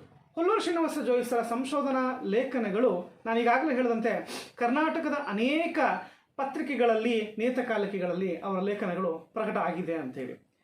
ಅವರ ಲೇಖನಗಳನ್ನು ಸಂಗ್ರಹಿಸಿ 2 ಸಂಪುಟಗಳಲ್ಲಿ ತೊಗೊಂಡ್ಬರ್ತಾರೆ. ಒಂದು ಹುಲ್ಲೂರು ಶ್ರೀನಿವಾಸ ಜೋಯಿಸರ ಸಂಶೋಧನಾ ಲೇಖನಗಳು, ಇನ್ನೊಂದು ಹುಲ್ಲೂರು ಶ್ರೀನಿವಾಸ ಜೋಯಿಸರ ಐತಿಹಾಸಿಕ ಲೇಖನಗಳು ಅಂತೇಳ್ಬಿಟ್ಟು 2 ಸಂಪುಟಗಳು ನೋಡ್ತೇವೆ. ಇದರಲ್ಲಿ ಚಿತ್ರದುರ್ಗ ಇತಿಹಾಸ ಸಂಬಂಧಪಟ್ಟಂತಹ ಲೇಖನ, ಚಿತ್ರದುರ್ಗ ಜಿಲ್ಲೆಗೆ ಸಂಬಂಧಪಟ್ಟಂತಹ ಲೇಖನಗಳೇ ತುಂಬ ಹೆಚ್ಚಿದ್ದಾವೆ. ಇನ್ನು ಸಾಹಿತ್ಯಕ್ಕೆ ಸಂಬಂಧಪಟ್ಟಂತಹ ಲೇಖನಗಳು, ವಿಮರ್ಶಾತ್ಮಕವಾಗಿರ್ತಕ್ಕಂತಹ ಲೇಖನಗಳು, ಪುಸ್ತಕಗಳ ಅವಲೋಕನವಾದಂತಹ ಲೇಖನಗಳು, ಪತ್ರ ವ್ಯವಹಾರಗಳಿಗೆ ಸಂಬಂಧಪಟ್ಟಂತಹ ಲೇಖನಗಳು, ವ್ಯಕ್ತಿ ಚಿತ್ರಕ್ಕೆ ಸಂಬಂಧಪಟ್ಟಂತಹ ಲೇಖನಗಳು, ಹೀಗೆ ಪರಿಚಯಾತ್ಮಕವಾಗಿರ್ತಕ್ಕಂತಹ ಲೇಖನಗಳು, ಹೀಗೆ ಬೇರೆ ಬೇರೆ ಬೇರೆ ಆಯಾಮಗಳಲ್ಲಿ ಅವರ ಲೇಖನಗಳನ್ನು ನಾವಲ್ಲಿ ನೋಡುವುದಕ್ಕೆ ಸಾಧ್ಯತೆ ಆಗುತ್ತೆ. ನಾನು ಚಿತ್ರದುರ್ಗ ಮತ್ತು ಜಿಲ್ಲೆಗೆ ಸಂಬಂಧಪಟ್ಟಂತಹ ಲೇಖನಗಳ ಬಗ್ಗೆ ಮಾತ್ರ ನಾನು ನಿಮಗೆ ಮಾಹಿತಿಯನ್ನು ಕೊಡ್ತಾ ಇದ್ದೀನಿ. ನಮ್ಮ ಚಿತ್ರದುರ್ಗ ಇತಿಹಾಸ ಸಂಬಂಧಪಟ್ಟಂತೆ ಚಿತ್ರದುರ್ಗದ ಇತಿಹಾಸ, ಚಂದ್ರವಳ್ಳಿಯ ನಾಣ್ಯಗಳು, ಚಿತ್ರದುರ್ಗ ಜಿಲ್ಲೆಯಲ್ಲಿ ಬೌದ್ಧ ಧರ್ಮದ ಕುರುಹುಗಳು, ನಮ್ಮ ನಾಡು ದುರ್ಗಗಳು ಚಿತ್ರದುರ್ಗ, ಚಿನ್ಮೂಲಾದ್ರಿಯ ದೇವಮಂದಿರಗಳು, ಭರಮಣ್ಣ ನಾಯಕನ ಸಮರ ವಿಜಯ, ಹಿರಿಯ ಮದಕರಿ ನಾಯಕನ ತಾರಾವಳಿ, ಮದಕರಿ ರಾಜೇಂದ್ರನ ದಂಡಕ, ಐತಿಹಾಸಿಕ ಪತ್ರ ವ್ಯವಹಾರಗಳು, ಶ್ರೀ ಶಾಸನ ಮಂಜರಿ, ಚಿತ್ರದುರ್ಗದ ಪತನ, ಚಿತ್ರದುರ್ಗದ ಪತನಾನಂತರ, ಪಾಳೆಯಗಾರರ ಜನಪದ ಗೀತೆಗಳು, ಚಿತ್ರದುರ್ಗದ ಮಾತನಾಡುವ ಕಲ್ಲುಗಳು, ಚರಿತ್ರೆಪುರ ಚಿತ್ರದುರ್ಗ, 7 ಸುತ್ತಿನ ಕೋಟೆ, ಶ್ರೀ ಉತ್ಸವಾಂಬ, ಚಿನ್ಮೂಲಾದ್ರಿಯ ಅರಮನೆ ಗುರುಮನೆ, ಇಂತಹ ಅನೇಕ ಲೇಖನಗಳನ್ನು ನಾವು ಗುರುತಿಸ್ತೀವಿ. ಪಾಳೆಗಾರರಿಗೆ ಸಂಬಂಧಪಟ್ಟಂತೆ 35ಕ್ಕೂ ಅಧಿಕ ಲೇಖನಗಳನ್ನು ಜೋಯಿಸರು ಬರೆದಿರ್ತಕ್ಕಂಥದ್ದನ್ನು ನಾವು ಗುರುತಿಸ್ತೀವಿ. ಚಿತ್ರದುರ್ಗ ಪಾಳೆಗಾರರ ಬಗ್ಗೆ ನಮಗೆ ಭರಮಣ್ಣ ನಾಯಕನ ಸಮರ ವಿಜಯ ಇರಬಹುದು, ಚಿತ್ರದುರ್ಗ ದುರ್ಗಗಳು ಅನ್ನುವಂಥ ಲೇಖನ ಇರಬಹುದು, ಆಮೇಲೆ ಚಿತ್ರದುರ್ಗ ಇತಿಹಾಸ ಅಂತಕ್ಕಂಥ ಲೇಖನ ಇರಬಹುದು, ಹಿರಿಯ ಮದಕರಿ ನಾಯಕನ ತಾರಾವಳಿ, ಮದಕರಿ ರಾಜೇಂದ್ರ ದಂಡಕ, ಇವೆಲ್ಲವೂ ಕೂಡ ಪಾಳೆಗಾರರ ಬಗ್ಗೆನೇ ಭಿನ್ನ ಭಿನ್ನ ನೆಲೆಯಲ್ಲಿ ಬರೆದಿರ್ತಕ್ಕಂಥ ಲೇಖನಗಳು. ಪ್ರಾಥಮಿಕವಾಗಿ ಈ ಲೇಖನಗಳು ನಮಗೆ ಸಹಕಾರಿಯಾಗುತ್ತೆ. ಯಾಕೆಂತ ಹೇಳಿದ್ರೆ ಇವತ್ತು ದುರ್ಗದ ಪಾಳೆಗಾರರ ಬಗ್ಗೆ ಸಂಶೋಧನೆಗಳು ತುಂಬಾ ಆಗ್ತಾನೂ ಇದೆ ಪ್ರಸ್ತುತ ಕಾಲಘಟ್ಟದಲ್ಲಿ. ಅವರ ಮುಂದುವರೆದ ಪೀಳಿಗೆಯಲ್ಲಿ ನಾವು ಪ್ರೊಫೆಸರ್ ಲಕ್ಷ್ಮಣ ತೆಲಗಾವಿಯವರು ಅಧಿಕೃತವಾಗಿ ಚಿತ್ರದುರ್ಗ ಪಾಳೆಗಾರರನ್ನು ಅಧ್ಯಯನ ಮಾಡಿದಂತಹ ಇತಿಹಾಸಕಾರರು ಅಂತಂದರೆ ತುಂಬ ವಿಶೇಷವಾಗಿ ನಾವು ಅವರು ಮುಂದುವರೆದ ಪೀಳಿಗೆಯಲ್ಲಿ ನೋಡ್ತಕ್ಕಂಥದ್ದು ಅಂದರೆ ಅದು ಪ್ರೊಫೆಸರ್ ಲಕ್ಷ್ಮಣ ತೆಲಗಾವಿಯವರು. ಅವರಷ್ಟು ಪಾಳೆಗಾರರ ಬಗ್ಗೆ ಹುಲ್ಲೂರು ಶ್ರೀನಿವಾಸ ಜೋಯಿಸರು ಬಿಟ್ಟರೆ ಸೆಕೆಂಡ್ ನಾವು ನೋಡ್ತಕ್ಕಂಥದ್ದೇ ಅಂತ ಅಂದರೆ ಅದು ಲಕ್ಷ್ಮಣ ತೆಲಗಾವಿ. ಅನೇಕರು ಏನು ಹೇಳ್ತಾರಪ್ಪ ಅಂದರೆ ಹುಲ್ಲೂರು ಶ್ರೀನಿವಾಸ ಜೋಯಿಸರ ನೇರ ಉತ್ತರಾಧಿಕಾರಿ ಇತಿಹಾಸ ಸಂಶೋಧನಾ ಕ್ಷೇತ್ರದಲ್ಲಿ ಅಂತಂದರೆ ಅದು ಲಕ್ಷ್ಮಣ ತೆಲಗಾವಿ ಅಂತ ಹೇಳ್ತಾ ಹೋಗ್ತಾರೆ. ಇನ್ನು ಉಳಿದಂತೆ ನಮಗೆ ಪ್ರೊಫೆಸರ್ ಎಚ್ ಶ್ರೀಶೈಲ ಆರಾಧ್ಯರು ಕೂಡ ಪಾಳೆಗಾರರ ಬಗ್ಗೆ, ಇಲ್ಲಿನ ಚರಿತ್ರೆಯ ಬಗ್ಗೆ, ಇಲ್ಲಿನ ಇತಿಹಾಸದ ಬಗ್ಗೆ, ಪ್ರಾಗಿತಿಹಾಸ ಚಿತ್ರಕಲೆ ಬಗ್ಗೆ ಕೂಡ ನಮಗೆ ಆರಾಧ್ಯವರು ಕೂಡ ಇಲ್ಲಿ ಕೆಲಸವನ್ನು ಮಾಡ್ತಾರೆ. ಅದು ಹುಲ್ಲೂರು ಶ್ರೀನಿವಾಸ ಜೋಯಿಸರ ನಂತರ. ಇನ್ನು ಉಳಿದಂತೆ ಶಾಸನ ಕ್ಷೇತ್ರದಲ್ಲಿ ಡಾಕ್ಟರ್ ಬಿ ರಾಜಶೇಖರಪ್ಪನವರು ಕೂಡ ಹುಲ್ಲೂರು ಶ್ರೀನಿವಾಸ ಜೋಯಿಸರ ನಂತರದಲ್ಲಿ ಕೆಲಸ ಮಾಡ್ಕೊಂಡ್ಬಂದರು. ನಮ್ಮ ಜಿಲ್ಲೆಯಲ್ಲಿ ಶಾಸನಗಳ ವಿಚಾರಕ್ಕೆ ಬಂದಾಗ ಹೆಚ್ಚು ಕೆಲಸ ಮಾಡಿ ಶಾಸನಗಳನ್ನು ದಾಖಲೆ ಮಾಡುವಂಥ ಒಂದು ಸಮರ್ಥವಾದ ಮತ್ತು ಶ್ರದ್ಧಾಯುಕ್ತವಾದಂಥ ಕೆಲಸವನ್ನು ಮಾಡಿದಂಥವ್ರು ಅಂತಂದರೆ ಅದು ಡಾಕ್ಟರ್ ಬಿ ರಾಜಶೇಖರಪ್ಪನವರು. ಇವರೆಲ್ಲರೂ ಕೂಡ ಹುಲ್ಲೂರು ಶ್ರೀನಿವಾಸ ಜೋಯಿಸರ ನಂತರದ ತಲೆಮಾರಿನಲ್ಲಿ ಅಂದರೆ 2ನೇ ತಲೆಮಾರಿನ ಸಂಶೋಧಕರಾಗಿ ಮತ್ತೆ ವಿಶ್ವವಿದ್ಯಾಲಯ ಮಟ್ಟದಲ್ಲಿ ಅಕಾಡೆಮಿಕ್ ನೆಲೆಯಲ್ಲಿ ಕೆಲಸ ಮಾಡಿದಂಥವರು ಅಂದರೆ 2ನೇ ತಲೆಮಾರಿನ ಸಂಶೋಧಕರು. ಜೋಯಿಸರು ಇಷ್ಟೆಲ್ಲ ಕೆಲಸ ಮಾಡಿಲ್ಲ ಅಂದಿದ್ರೆ, ಜೋಯಿಸರು ಇಷ್ಟೆಲ್ಲ ಲೇಖನಗಳನ್ನು ಮಾಡಿಲ್ಲ ಅಂದಿದ್ರೆ ಇವರಿಗೆ ಸ್ಫೂರ್ತಿ ನೀಡ್ತಕ್ಕಂಥವ್ರು ಯಾರಿದ್ರು? ಒಂದು. ಎರಡನೇದಾಗಿ ಇವರು ಕೆಲಸ ಮಾಡುವುದಕ್ಕೆ ಇನ್ನೂ ಶ್ರಮವನ್ನು ಪಡಬೇಕಾಗಿತ್ತು. ಹಾಗಾಗಿ ದುರ್ಗದ ಇತಿಹಾಸಕ್ಕೆ ಒಂದು ಅಡಿಪಾಯವನ್ನು ಹಾಕಿ ಕೊಟ್ಬಿಟ್ರು ಜೋಯಿಸರು. ಅದರ ಮೇಲೆ ಒಂದು ಭದ್ರವಾದ ಕಟ್ಟಡವನ್ನು ನೀವು ಕಟ್ಟಿ ಮುಂದಿನವರು ಅಂತ ಹೇಳ್ಬಿಟ್ಟು ನಮಗೇನು ಮಾಡಿದ್ರು, ಭದ್ರವಾದ ಅಡಿಪಾಯವನ್ನು ಹಾಕಿಕೊಟ್ಟು ಜೋಯಿಸರು ಹೋದರು. ಆ ಭದ್ರವಾದ ಅಡಿಪಾಯ ಏನಿದೆಯಲ್ಲ ಅತ್ಯಂತ ಬಲಿಷ್ಠವಾಗಿದೆ, ಅದನ್ನು ಅಲ್ಲಾಡಿಸೋದಕ್ಕೆ ಬರೋದೇ ಇಲ್ಲ. ಅಂತಹ ಅಮೂಲ್ಯವಾದಂತಹ ಒಂದು ವಿಚಾರಗಳನ್ನು ಜೋಯಿಸರ ಬರವಣಿಗೆಗಳಲ್ಲಿ ನಾವು ನೋಡ್ತಾ ಬರ್ತೇವೆ. ಎಷ್ಟೋ ನಂತರದ ಇತಿಹಾಸಕಾರರು ನಮ್ಮ ದುರ್ಗದಲ್ಲಿ ಅವರ ಬರವಣಿಗೆಗಳನ್ನು ಟೀಕಿಸಿರ್ತಕ್ಕಂಥದ್ದು, ಅವರ ಬರವಣಿಗೆಗಳ ಬಗ್ಗೆ ವ್ಯಂಗ್ಯವಾಗಿ ಮಾತನಾಡಿರ್ತಕ್ಕಂಥದ್ದು ನಾವು ಗುರುತಿಸ್ತೇವೆ. ಬರವಣಿಗೆಗಳ ಬಗ್ಗೆ ನಾವು ನೋಡ್ತಕ್ಕಂಥ ಅವ್ರು ಏನು ಮಾಡ್ತಾ ಇರ್ತಾರಪ್ಪ ಅಂತಂದರೆ, ಜೋಯಿಸರ ಬರವಣಿಗೆಗಳು ಊಹೆಯನ್ನು ಮಾಡಿದ್ದಾರೆ, ಕಲ್ಪನೆಯನ್ನು ಮಾಡ್ಕೊಂಡಿದ್ದಾರೆ, ಸಂಭಾವ್ಯ ಊಹೆ ಇಂಥವುಗಳನ್ನೆಲ್ಲ ಬಳಸಿ ಜೋಯಿಸರ ಬರಹಗಳನ್ನು ಟೀಕೆ ಮಾಡಿರ್ತಕ್ಕಂಥದ್ದನ್ನು ನಾವು ಗುರುತಿಸ್ತೀವಿ. ಜೋಯಿಸರು ಓದಿದ್ದು ಕೇವಲ ಮೆಟ್ರಿಕ್ಯುಲೇಷನ್ ಎಕ್ಸಾಮ್ ಅಷ್ಟಕ್ಕೆ ಅಲ್ಲಿವರೆಗೆ ಮಾತ್ರ ಅವರು ಓದ್ತಾರೆ. ಅವರು ಯಾವುದೋ ಒಂದು ಕಾಲೇಜ್ ಮೆಟ್ಲನ್ನು ಹತ್ತಲಿಲ್ಲ, MA ಮಾಡಲಿಲ್ಲ, ವಿಶ್ವವಿದ್ಯಾಲಯದಲ್ಲಿ PhD ಮಾಡಲಿಲ್ಲ, ಸಂಶೋಧನಾ ಮಾರ್ಗದರ್ಶಕರ ಅಡಿಯಲ್ಲಿ ಕಲಿಯಲಿಲ್ಲ, ಯಾವ ವರ್ಕ್ಶಾಪ್ಗೆ ಹೋಗಲಿಲ್ಲ, ಶಾಸನ ತರಬೇತಿಯನ್ನು ಪಡೀಲಿಲ್ಲ, ಯಾವುದನ್ನು ಅವರು ಪಡೆದಿಲ್ಲ. ಆದರೂ ಕೂಡ ಅವರು ಇಷ್ಟು ಲೇಖನಗಳನ್ನು, ಪುಸ್ತಕಗಳನ್ನು ಜೋಯಿಸರು ಬರೆದಿದ್ದಾರೆ. ಇಷ್ಟು ಕೆಲಸ ಮಾಡಿರ್ತಕ್ಕಂಥ ಜೋಯಿಸರ ಬರವಣಿಗೆಗಳನ್ನು ನಾವು ನೋಡುವ ದೃಷ್ಟಿಕೋನ ಇದೆಯಲ್ಲ, ಅದು ತುಂಬ ಮಹತ್ವ.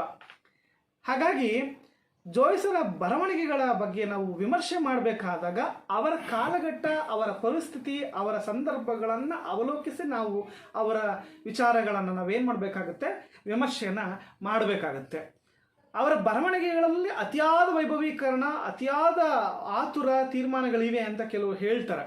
ಅದು ಅತಿಯಾದ ತೀರ್ಮಾನ, ಅತಿಯಾದ ಆತುರ, ವೈಭವೀಕರಣ ಅಲ್ಲ. ಜನಸಾಮಾನ್ಯರಿಗೆ ಅರ್ಥವಾಗುವ ರೀತಿಯಲ್ಲಿಯೇ ತಿಳಿಸ್ಬೇಕು, ಜನರಲ್ಲಿ ನಮ್ಮ ಇತಿಹಾಸದ ಬಗ್ಗೆ ಅಭಿಮಾನ ಮೂಡುವಂತೆ ಮಾಡಬೇಕು ಅನ್ನುವಂತಹ ಒಂದು ಆಶಯ ಇತ್ತು ಜೋಯಿಸರಲ್ಲಿ. ಹಾಗಾಗಿ ಅವರ ಬರವಣಿಗೆಗಳನ್ನು ಆ ರೀತಿಯಾಗಿ ನಾವು ನೋಡೋದಕ್ಕೆ ಸಾಧ್ಯತೆ ಆಗುತ್ತೆ. ಆದರೆ ಅದೇನೇ ಇದ್ರೂ ಕೂಡ ಸಂಶೋಧಕನ ದೃಷ್ಟಿಕೋನ, ಸಂಶೋಧಕನ ಕಾರ್ಯದಕ್ಷತೆಗಳನ್ನು, ವಿಚಾರಗಳನ್ನು ಅವರು ಎಂದೂ ಕೂಡ ಮರೆತಿಲ್ಲ, ತಪ್ಪಿಲ್ಲ. ಹಾಗಾಗಿ ಅವರ ಇತಿಹಾಸ ಸಂಶೋಧನೆ ಬಗ್ಗೆ ನಾವಲ್ಲಿ ನೋಡ್ತೇವೆ.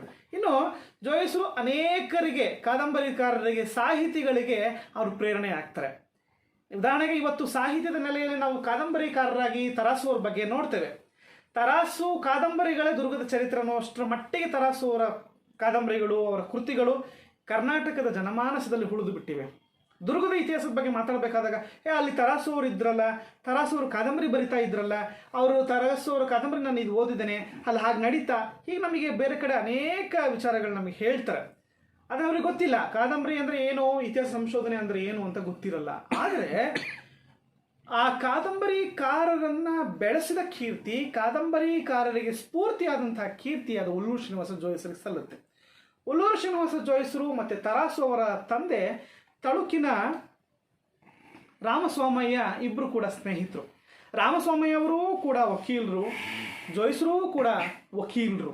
ಇವರ ಮಗ ತರಾಸು ಅವರಲ್ಲಿ ಇತಿಹಾಸದ ಬಗ್ಗೆ ಒಂದು ಅಭಿಮಾನವನ್ನು ಮೂಡಿಸಿ, ದುರ್ಗದ ಬಗ್ಗೆ ಪರಿಚಯ ಮಾಡಿಕೊಟ್ಟು, ಅವರು ಕಾದಂಬರಿ ಬರೆಯುವಂತೆ, ಕಥೆಗಳನ್ನು ಬರೆಯುವಂತೆ ಪ್ರೇರೇಪಿಸಿದ್ದೇ ಹುಲ್ಲೂರು ಶ್ರೀನಿವಾಸ ಜೋಯಿಸರು.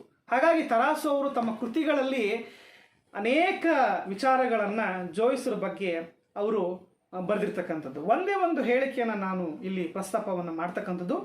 ಚಿತ್ರದುರ್ಗದ ಮಟ್ಟಿಗೆ ಹೇಳುವುದಾದರೆ ಹುಲ್ಲೂರು ಶ್ರೀನಿವಾಸ ಜೋಯಿಸರು ಜೀವಂತ ವಸ್ತುಕೋಶ. ಇಲ್ಲಿ ಅವರು ನೋಡದ ವಸ್ತುವಿಲ್ಲ, ಕೇಳದ ಕಥೆಯಿಲ್ಲ, ಕಾಣದ ಕಲ್ಲೊಂದೂ ಇಲ್ಲ. ಕೋಟೆಯ ಒಂದೊಂದು ಕಲ್ಲು ಅವರಿಗೆ ಚಿರಪರಿಚಿತ ಆಪ್ತ ಮಿತ್ರ. ಅವರೊಂದಿಗೆ ಬೆಟ್ಟದ ಕೋಟೆಯಲ್ಲಿ ಅಡ್ಡಾಡಿದಾಗ ಹಿಂದೆಂದೂ ಕಾಣದ ಸೌಂದರ್ಯ, ಅಪೂರ್ವ ವೈಶಿಷ್ಟ್ಯ ಕಂಡುಬರುತ್ತದೆ ಎಂತಲೇ ಅದೊಂದು ರಸಾನುಭವ ಆಗುತ್ತದೆ ಎಂಬುದಾಗಿ ತರಾಸು ಅವರು 1953ರಲ್ಲಿ ಬರೆದಿರ್ತಕ್ಕಂಥ ಒಂದು ಅಭಿಪ್ರಾಯವನ್ನು ನಾವು ನೋಡ್ಬೋದು. ಹೀಗೆ ತರಾಸು ಅವರಿಗೆ ಅವರು ಬಲವಂತ ಮಾಡಿ ಕೃತಿಗಳನ್ನು ಬರೆಸ್ತಾರೆ, ಬೈತಾರೆ. ನೀನು ಬರೀ ಅದೆಲ್ಲ ಅದು ಇದು ಬರೀತೀಯ, ಚಾರಿತ್ರಿಕ ಕಾದಂಬರಿಗಳನ್ನು ಬರೀ, ದುರ್ಗದ ಇತಿಹಾಸದ ಬಗ್ಗೆ ನೀನು ಬರೀ ಅಂತೇಳಿ ಅವರಲ್ಲಿ ಇದು ಮಾಡ್ತಾರೆ. ಹಾಗೆ ಜೋಯಿಸರು ಆ ಕೆಲಸ ಮಾಡಿಲ್ಲ ಅಂದಿದ್ರೆ ತರಾಸು ಅಂತಕ್ಕಂಥ ಒಬ್ಬ ವ್ಯಕ್ತಿಯನ್ನು ನಾವು ನೋಡುವುದಕ್ಕೆ ಸಾಧ್ಯತೆ ಇಲ್ಲ, ಅವರ ಕಾದಂಬರಿಗಳನ್ನು ಕೂಡ ಓದೋದಕ್ಕೆ ಸಾಧ್ಯತೆ ಆಗಲ್ಲ ಅಂತ ನಾವು ನೋಡ್ಬೋದು. ಹೀಗೆ ತರಾಸು ಅವರು ಹೀಗೆ ಹುಲ್ಲೂರು ಶ್ರೀನಿವಾಸ ಜೋಯಿಸರ ಇತಿಹಾಸ ಸಂಶೋಧನೆ ಅನೇಕ ಆಯಾಮಗಳಲ್ಲಿ ಅನೇಕ ನೆಲೆಯಲ್ಲಿ ಕೆಲಸ ಮಾಡಿದೆ ಅಂತ ನಾವಲ್ಲಿ ನೋಡ್ತೇವೆ. ಪತ್ರಕರ್ತರಾಗಿ ಜೋಯಿಸರ ಬಗ್ಗೆ ಕೆಲವೊಂದು ವಿಚಾರಗಳನ್ನು ನೋಡ್ತಕ್ಕಂಥದ್ದು. ಕೇವಲ ಜೋಯಿಸರು ಸಂಶೋಧಕರಷ್ಟೇ ಅಲ್ಲ, ಪತ್ರಕರ್ತರು ಕೂಡ ಆಗಿದ್ದರು. ಸುಮಾರು 30 ವರ್ಷ ತಾಯಿನಾಡು ಮತ್ತು ವಿಶ್ವ ಕರ್ನಾಟಕ ಪತ್ರಿಕೆಗಳಲ್ಲಿ ಅವರು ವರದಿಗಾರರಾಗಿ ಕೆಲಸ ಮಾಡ್ತಾರೆ. ಅವರು ಕಳಿಸ್ತಕ್ಕಂಥ ಸುದ್ದಿಗಳಲ್ಲಿ ಇತಿಹಾಸಕ್ಕೆ ಸಂಬಂಧಪಟ್ಟಂಥ ಸುದ್ದಿಗಳೇ ಹೆಚ್ಚಾಗಿದ್ವು ಅಂತ ನಾವಲ್ಲಿ ನೋಡಬಹುದು. ಚಿತ್ರದುರ್ಗದ ವೃತ್ತಾಂತ ರತ್ನಾಕರ ಪತ್ರಿಕೆಯ ಉಪಸಂಪಾದಕರಾಗಿ ಕೆಲಸ ಮಾಡ್ತಾರೆ. ಚಿತ್ರದುರ್ಗ ಜಿಲ್ಲಾ ಪತ್ರಿಕೋದ್ಯಮಿ ಸಂಘದ ಪ್ರಥಮ ಅಧ್ಯಕ್ಷರಾಗಿರ್ತಾರೆ. ಮೈಸೂರು ಸಂಸ್ಥಾನದ ಪತ್ರಿಕೋದ್ಯೋಗಿಗಳ ಸಂಘದ ಸ್ಥಾಯಿ ಸಮಿತಿಯ ಸದಸ್ಯರಾಗಿ ಕೂಡ ಅವರು ಕೆಲಸವನ್ನು ಮಾಡ್ತಾರೆ. ಇನ್ನು ಮಾರ್ಗದರ್ಶಿಯಾಗಿ ಚಿತ್ರದುರ್ಗದಲ್ಲಿರ್ತಕ್ಕಂತಹ ಜೋಯಿಸರು ಇಲ್ಲಿ ಬರ್ತಕ್ಕಂಥ ಪ್ರವಾಸಿಗರಿಗೆ, ತಮ್ಮ ಆಪ್ತರಿಗೆ, ಪರಿಚಯಸ್ಥರಿಗೆ ದುರ್ಗದ ಕೋಟೆ, ಸ್ಮಾರಕ, ಬೆಟ್ಟ ಗುಡ್ಡಗಳನ್ನು ಕುರಿತು ಸಮರ್ಥವಾಗಿ ಮಾರ್ಗದರ್ಶಕರಾಗಿ ಅವರು ಕೆಲಸವನ್ನು ಮಾಡ್ತಾ ಇದ್ರು. ದುರ್ಗಕ್ಕೆ ಯಾರಾದರೂ ಬಂದು ನಾನು ನೋಡಬೇಕು ಅಂತ ಬಯಸಿದ್ರೆ ಕರ್ಕೊಂಡೋಗಿ, ಬನ್ನಿ ದುರ್ಗ ಹೀಗಿದೆ, ಹಾಗಿದೆ, ಕೋಟೆ, ಬೆಟ್ಟ, ಸ್ಮಾರಕ ಇವುಗಳ ವಿಶೇಷ ಏನು, ಹಿನ್ನೆಲೆ ಏನು, ಎಲ್ಲವನ್ನೂ ಕೂಡ ಒಂದು ಮಗುವಿಗೆ ಹೇಳೋ ರೀತಿಯಲ್ಲಿ ಅವರು ಹೇಳ್ತಾ ಇದ್ರು ಅಂತ ಹೇಳ್ಬಿಟ್ಟು ನಮಗೆ ಜಿ ವರದರಾಜರಾಯರು ನಮಗೆ ಮಾಹಿತಿನ ಕೊಡ್ತಾರೆ.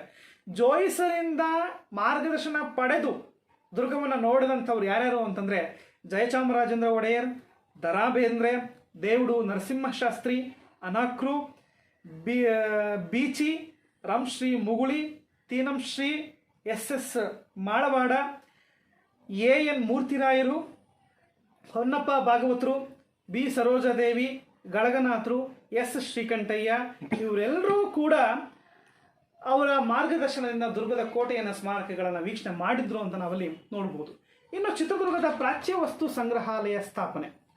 ಚಿತ್ರದುರ್ಗ ಪ್ರಾಚ್ಯ ವಸ್ತು ಸಂಗ್ರಹಾಲಯ ಸ್ಥಾಪನೆಯಲ್ಲಿ ಹುಲ್ಲೂರು ಶ್ರೀನಿವಾಸ ಜೋಯಿಸರ ಪಾತ್ರ ಅದ್ವಿತೀಯ.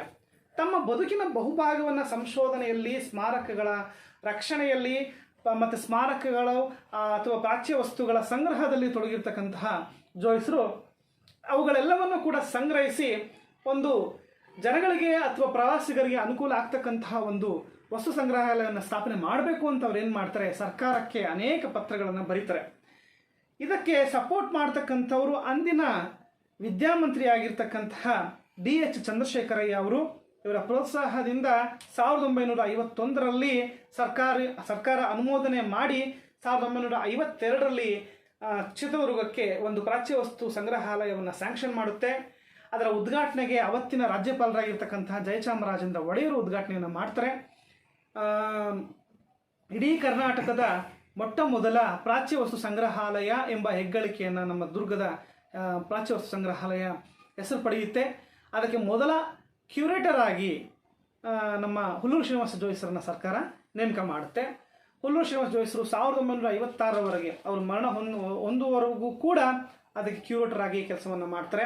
ಆ ವಸ್ತು ಸಂಗ್ರಹಾಲಯವನ್ನು ರೂಪಿಸೋದಕ್ಕೆ ಸಾಕಷ್ಟು ಶ್ರಮವನ್ನು ಅವರು ಪಟ್ಟರು ಅಂತ ನಾವಲ್ಲಿ ನೋಡೋದಕ್ಕೆ ಸಾಧ್ಯತೆ ಆಗ್ತಕ್ಕಂಥದ್ದು.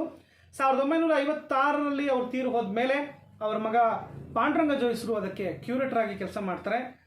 ಹೀಗೆ ವಸ್ತು ಸಂಗ್ರಹಾಲಯ ಸ್ಥಾಪನೆಯಲ್ಲಿ ಹುಲ್ಲೂರು ಶ್ರೀನಿವಾಸ ಜೋಯಿಸರ ಪಾತ್ರ ತುಂಬ ಅದ್ವಿತೀಯವಾಗಿರ್ತಕ್ಕಂಥದ್ದು ಅಂತ ನಾವಲ್ಲಿ ನೋಡ್ತೇವೆ. ತಮ್ಮ ಬದುಕಿನ ಬಹುಭಾಗವನ್ನು ಇತಿಹಾಸಕ್ಕೆ, ಸಂಸ್ಕೃತಿಗೆ, ಸ್ವಾತಂತ್ರ್ಯ ಹೋರಾಟಕ್ಕೆ, ಸಮಾಜಕ್ಕೋಸ್ಕರ ನಾನಾ ವಿಧದಲ್ಲಿ ಕೆಲಸ ಮಾಡಿದಂತಹ ಹುಲ್ಲೂರು ಶ್ರೀನಿವಾಸ ಜೋಯಿಸರು 1956 ನವೆಂಬರ್ ತಿಂಗಳಲ್ಲಿ ಕರ್ನಾಟಕ ಏಕೀಕರಣ ಆಗ್ತಕ್ಕಂಥ ಸುದ್ದಿ ಅವರು ರೇಡಿಯೋದಲ್ಲಿ ಕೇಳ್ತಾರೆ. ಅದಾದಮೇಲೆ ಎಸ್ ನಿಜಲಿಂಗಪ್ಪ ಅವರು ಅವ್ರ ಮನೆಗೆ ಬಂದು ಏಕೀಕರಣದ ಸಂದರ್ಭಗಳನ್ನು ಮಾತಾಡ್ತಾರೆ. ತುಂಬ ಖುಷಿಯಾಗುತ್ತೆ, ನನ್ನ ಜನ್ಮ ಸಾರ್ಥಕ ಆಯಿತು ಅಂತಕ್ಕಂಥ ಮಾತು ಅವ್ರ ಬಾಯಿಂದ ಬರುತ್ತೆ. ಎಸ್ ನಿಜಲಿಂಗಪ್ಪನವರು ಇದನ್ನು ಕೇಳ್ಕೊಂಡು ಹೋಗ್ತಾರೆ. ಅದಾದಮೇಲೆ 1956 ಅದೇ ನವೆಂಬರ್ ತಿಂಗಳ 8ನೇ ತಾರೀಕಿನ ಒಂದು ಗುರುವಾರದ ದಿನ ಅವರು ಹುಲ್ಲೂರು ಶ್ರೀನಿವಾಸ ಜೋಯಿಸರು ದೈವಾಧೀನರಾಗ್ತಾರೆ. ಹೀಗೆ ಕನ್ನಡ ನಾಡು, ನುಡಿ, ಸಂಸ್ಕೃತಿ, ಇತಿಹಾಸ ಇದಕ್ಕೆ ಇನ್ನಿಲ್ಲದಂತೆ ತಮ್ಮನ್ನು ದುಡಿಸಿಕೊಂಡಂತಹ ಒಬ್ಬ ಅದ್ವಿತೀಯವಾದಂತಹ ಇತಿಹಾಸಕಾರರಾಗಿ ಹುಲ್ಲೂರು ಶ್ರೀನಿವಾಸ ಜೋಯಿಸರನ್ನು ನಾವು ನೋಡುವುದಕ್ಕೆ ಸಾಧ್ಯತೆ ಆಗ್ತಕ್ಕಂಥದ್ದು. ಹುಲ್ಲೂರು ಶ್ರೀನಿವಾಸ ಜೋಯಿಸರ ಕಾರ್ಯಚಟುವಟಿಕೆಗಳು ಏನಿದೆ ತುಂಬ ವಿಶೇಷವಾಗಿ ಆ ಕಾರ್ಯಚಟುವಟಿಕೆಗಳು ಇತ್ತು ಅಂತೇಳಿ ನಾವು ನೋಡುವುದಕ್ಕೆ ಸಾಧ್ಯತೆ ಆಗ್ತಕ್ಕಂಥದ್ದು. ಅವರ ಸಂಶೋಧನೆಗಳು ಪ್ರಶ್ನಾತೀತ ಅಲ್ಲ ಅಂತ ಹೇಳಕ್ಕೆ ಬರೆದಿದ್ರು ಕೂಡ ಅವತ್ತಿನ ಕಾಲದ ಒಂದು ಓದು, ಅವತ್ತಿನ ಕಾಲದ ಒಂದು ವಿಚಾರಗಳಿಗೆ ಅನುಗುಣವಾಗಿ ಅವರ ಸಂಶೋಧನೆಗಳು ಇತ್ತು. ಯಾವುದೇ ಸಂಶೋಧನೆ ನಿಂತ ನೀರಲ್ಲ, ಹರಿಯೋ ನೀರು. ಅವರ ಮುಂದುವರಿಕೆಯಾಗಿ ಅನೇಕ ಸಂಶೋಧನೆಗಳು ಇವತ್ತು ನಡ್ಕೊಂಡು ಬರ್ತಾ ಇದೆ. ದುರ್ಗದಲ್ಲಿ, ಚಿತ್ರದುರ್ಗದಲ್ಲಿ ಸಂಶೋಧನೆ ಸಂಬಂಧಪಟ್ಟಂಥ ಒಂದು ದೊಡ್ಡ ಪಡೆಯೇ ಇದೆ. ಅನೇಕ ಸಂಶೋಧಕರು ಭಿನ್ನ ಭಿನ್ನ ನೆಲೆಯಲ್ಲಿ ಇಲ್ಲಿನ ವಸ್ತು ಸಂಗತಿಗಳನ್ನು ಅನ್ವೇಷಿಸಿ, ಸಂಶೋಧಿಸಿ ಪ್ರಕಟ ಮಾಡ್ತಾ ಇರ್ತಕ್ಕಂಥದ್ದು ಎಲ್ಲರಿಗೂ ಕೂಡ ತಿಳಿದಿದೆ. ಕೊಲ್ಲೂರು ಶ್ರೀನಿವಾಸ ಜೋಯಿಸರ ಕಾರ್ಯಚಟುವಟಿಕೆಗಳನ್ನು ಗಮನಿಸಿ ಸಿರಿಗೆರೆ ಮಠ ಅವರಿಗೆ ಸಂಶೋಧನಾ ವಿಮರ್ಶನಾ ವಿಚಕ್ಷಣ ಅಂತಕ್ಕಂಥ ಬಿರುದನ್ನು, ಶೃಂಗೇರಿ ಕೂಡಲಿ ಶೃಂಗೇರಿ ಸಂಸ್ಥಾನ ಮಠ ಅವರಿಗೆ ಇತಿಹಾಸ ಸಂಶೋಧನಾ ಪ್ರಸಕ್ತ ಅಂತಕ್ಕಂಥ ಬಿರುದನ್ನು ಕೊಟ್ಟು ಸನ್ಮಾನ ಮಾಡ್ತಕ್ಕಂಥದ್ದನ್ನು ನಾವಲ್ಲಿ ನೋಡ್ತೇವೆ. ಕೊಲ್ಲೂರು ಶ್ರೀನಿವಾಸ ಜೋಯಿಸರು ಸಂಬಂಧಪಟ್ಟಂಥ ಅವ್ರಿಗೆ ಸಂಬಂಧಪಟ್ಟಂಥ ಒಂದು ಸ್ಮಾರಕಗಳಾಗಿರ್ಬೋದು, ಇನ್ನೊಂದಾಗಿರ್ಬೋದು, ಯಾವುದೂ ಕೂಡ ನಮ್ಮ ಚಿತ್ರದುರ್ಗದಲ್ಲಿ ಇದುವರೆಗೂ ಕೂಡ ಆಗದೇ ಇರತಕ್ಕಂಥದ್ದು ನಿಜಕ್ಕೂ ಕೂಡ ದುರ್ದೈವ ಅಂತ ಹೇಳಿದ್ರೆ ತಪ್ಪಾಗಲಿಕ್ಕಿಲ್ಲ. ಹೀಗೆ ಕೊಲ್ಲೂರು ಶ್ರೀನಿವಾಸ ಜೋಯಿಸರ ಜೀವನ ಮತ್ತು ಸಂಶೋಧನೆ ವಿಚಾರಗಳನ್ನು ನಾನು ಇದುವರೆಗೂ ಹಂಚ್ಕೊಳ್ಳೋದಕ್ಕೆ ಸಾಧ್ಯತೆ ಆಗಿದೆ. ಆತ್ಮೀಯರೇ, ಇಂತಹ ಒಂದು ಅವಕಾಶವನ್ನು ಕೊಟ್ಟಿರುವಂತಹ ಕರ್ನಾಟಕ ಇತಿಹಾಸ ಅಕಾಡೆಮಿಯ ಮಾನ್ಯ ಅಧ್ಯಕ್ಷರಾಗಿರ್ತಕ್ಕಂತಹ ವಿದ್ವಾಂಸರಾಗಿರ್ತಕ್ಕಂತಹ ನನ್ನ ಗುರು ಸಮನರಾದ ಡಾಕ್ಟರ್ ದೇವರ ಕೊಂಡಾರೆಡ್ಡಿ ಸರ್ಗೆ, ಆ ಒಂದು ಅಕಾಡೆಮಿಯಲ್ಲಿರ್ತಕ್ಕಂತಹ ಕಾರ್ಯಕಾರಿ ಸಮಿತಿಯ ಎಲ್ಲ ಪದಾಧಿಕಾರಿಗಳಿಗೆ, ಸದಸ್ಯರಿಗೆ, ಇಡೀ ಕರ್ನಾಟಕದಾದ್ಯಂತ ಇರ್ತಕ್ಕಂಥ ಕರ್ನಾಟಕ ಇತಿಹಾಸ ಅಕಾಡೆಮಿಯ ಆಜೀವ ಸದಸ್ಯರಿಗೆ, ಇದನ್ನು ನೋಡ್ತಾ ಇರ್ತಕ್ಕಂಥ ಪ್ರತಿಯೊಬ್ಬ ಇತಿಹಾಸ ಅಭಿಮಾನಿಗೆ ಎಲ್ಲರಿಗೂ ಕೂಡ ನನ್ನ ಪ್ರೀತಿಪೂರ್ವಕವಾಗಿರ್ತಕ್ಕಂಥ ಧನ್ಯವಾದಗಳು.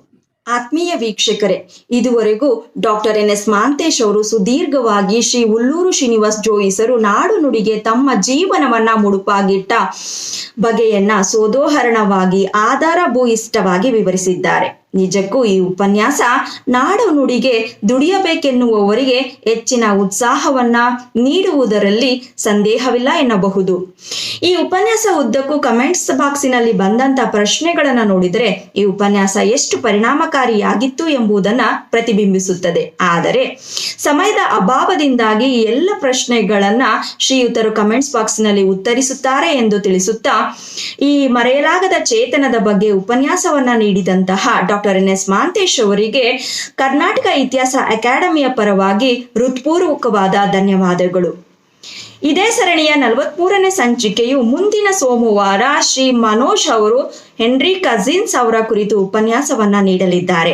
ಆ ಕಾರ್ಯಕ್ರಮಕ್ಕೂ ಕರ್ನಾಟಕ ಇತಿಹಾಸ ಅಕಾಡೆಮಿಯ ಪರವಾಗಿ ತಮ್ಮೆಲ್ಲರಿಗೂ ಆತ್ಮೀಯವಾದ ಸ್ವಾಗತವನ್ನ ಕೋರುತ್ತಾ, ಈ ಉಪನ್ಯಾಸವನ್ನ ಆಯೋಜಿಸಿ ನನಗೆ ನಿರೂಪಣೆಯನ್ನ ಕೊಟ್ಟಂತಹ ಕರ್ನಾಟಕ ಇತಿಹಾಸ ಅಕಾಡೆಮಿಯ ಬಳಗಕ್ಕೆ ಅನಂತ ಪ್ರಣಾಮಗಳು.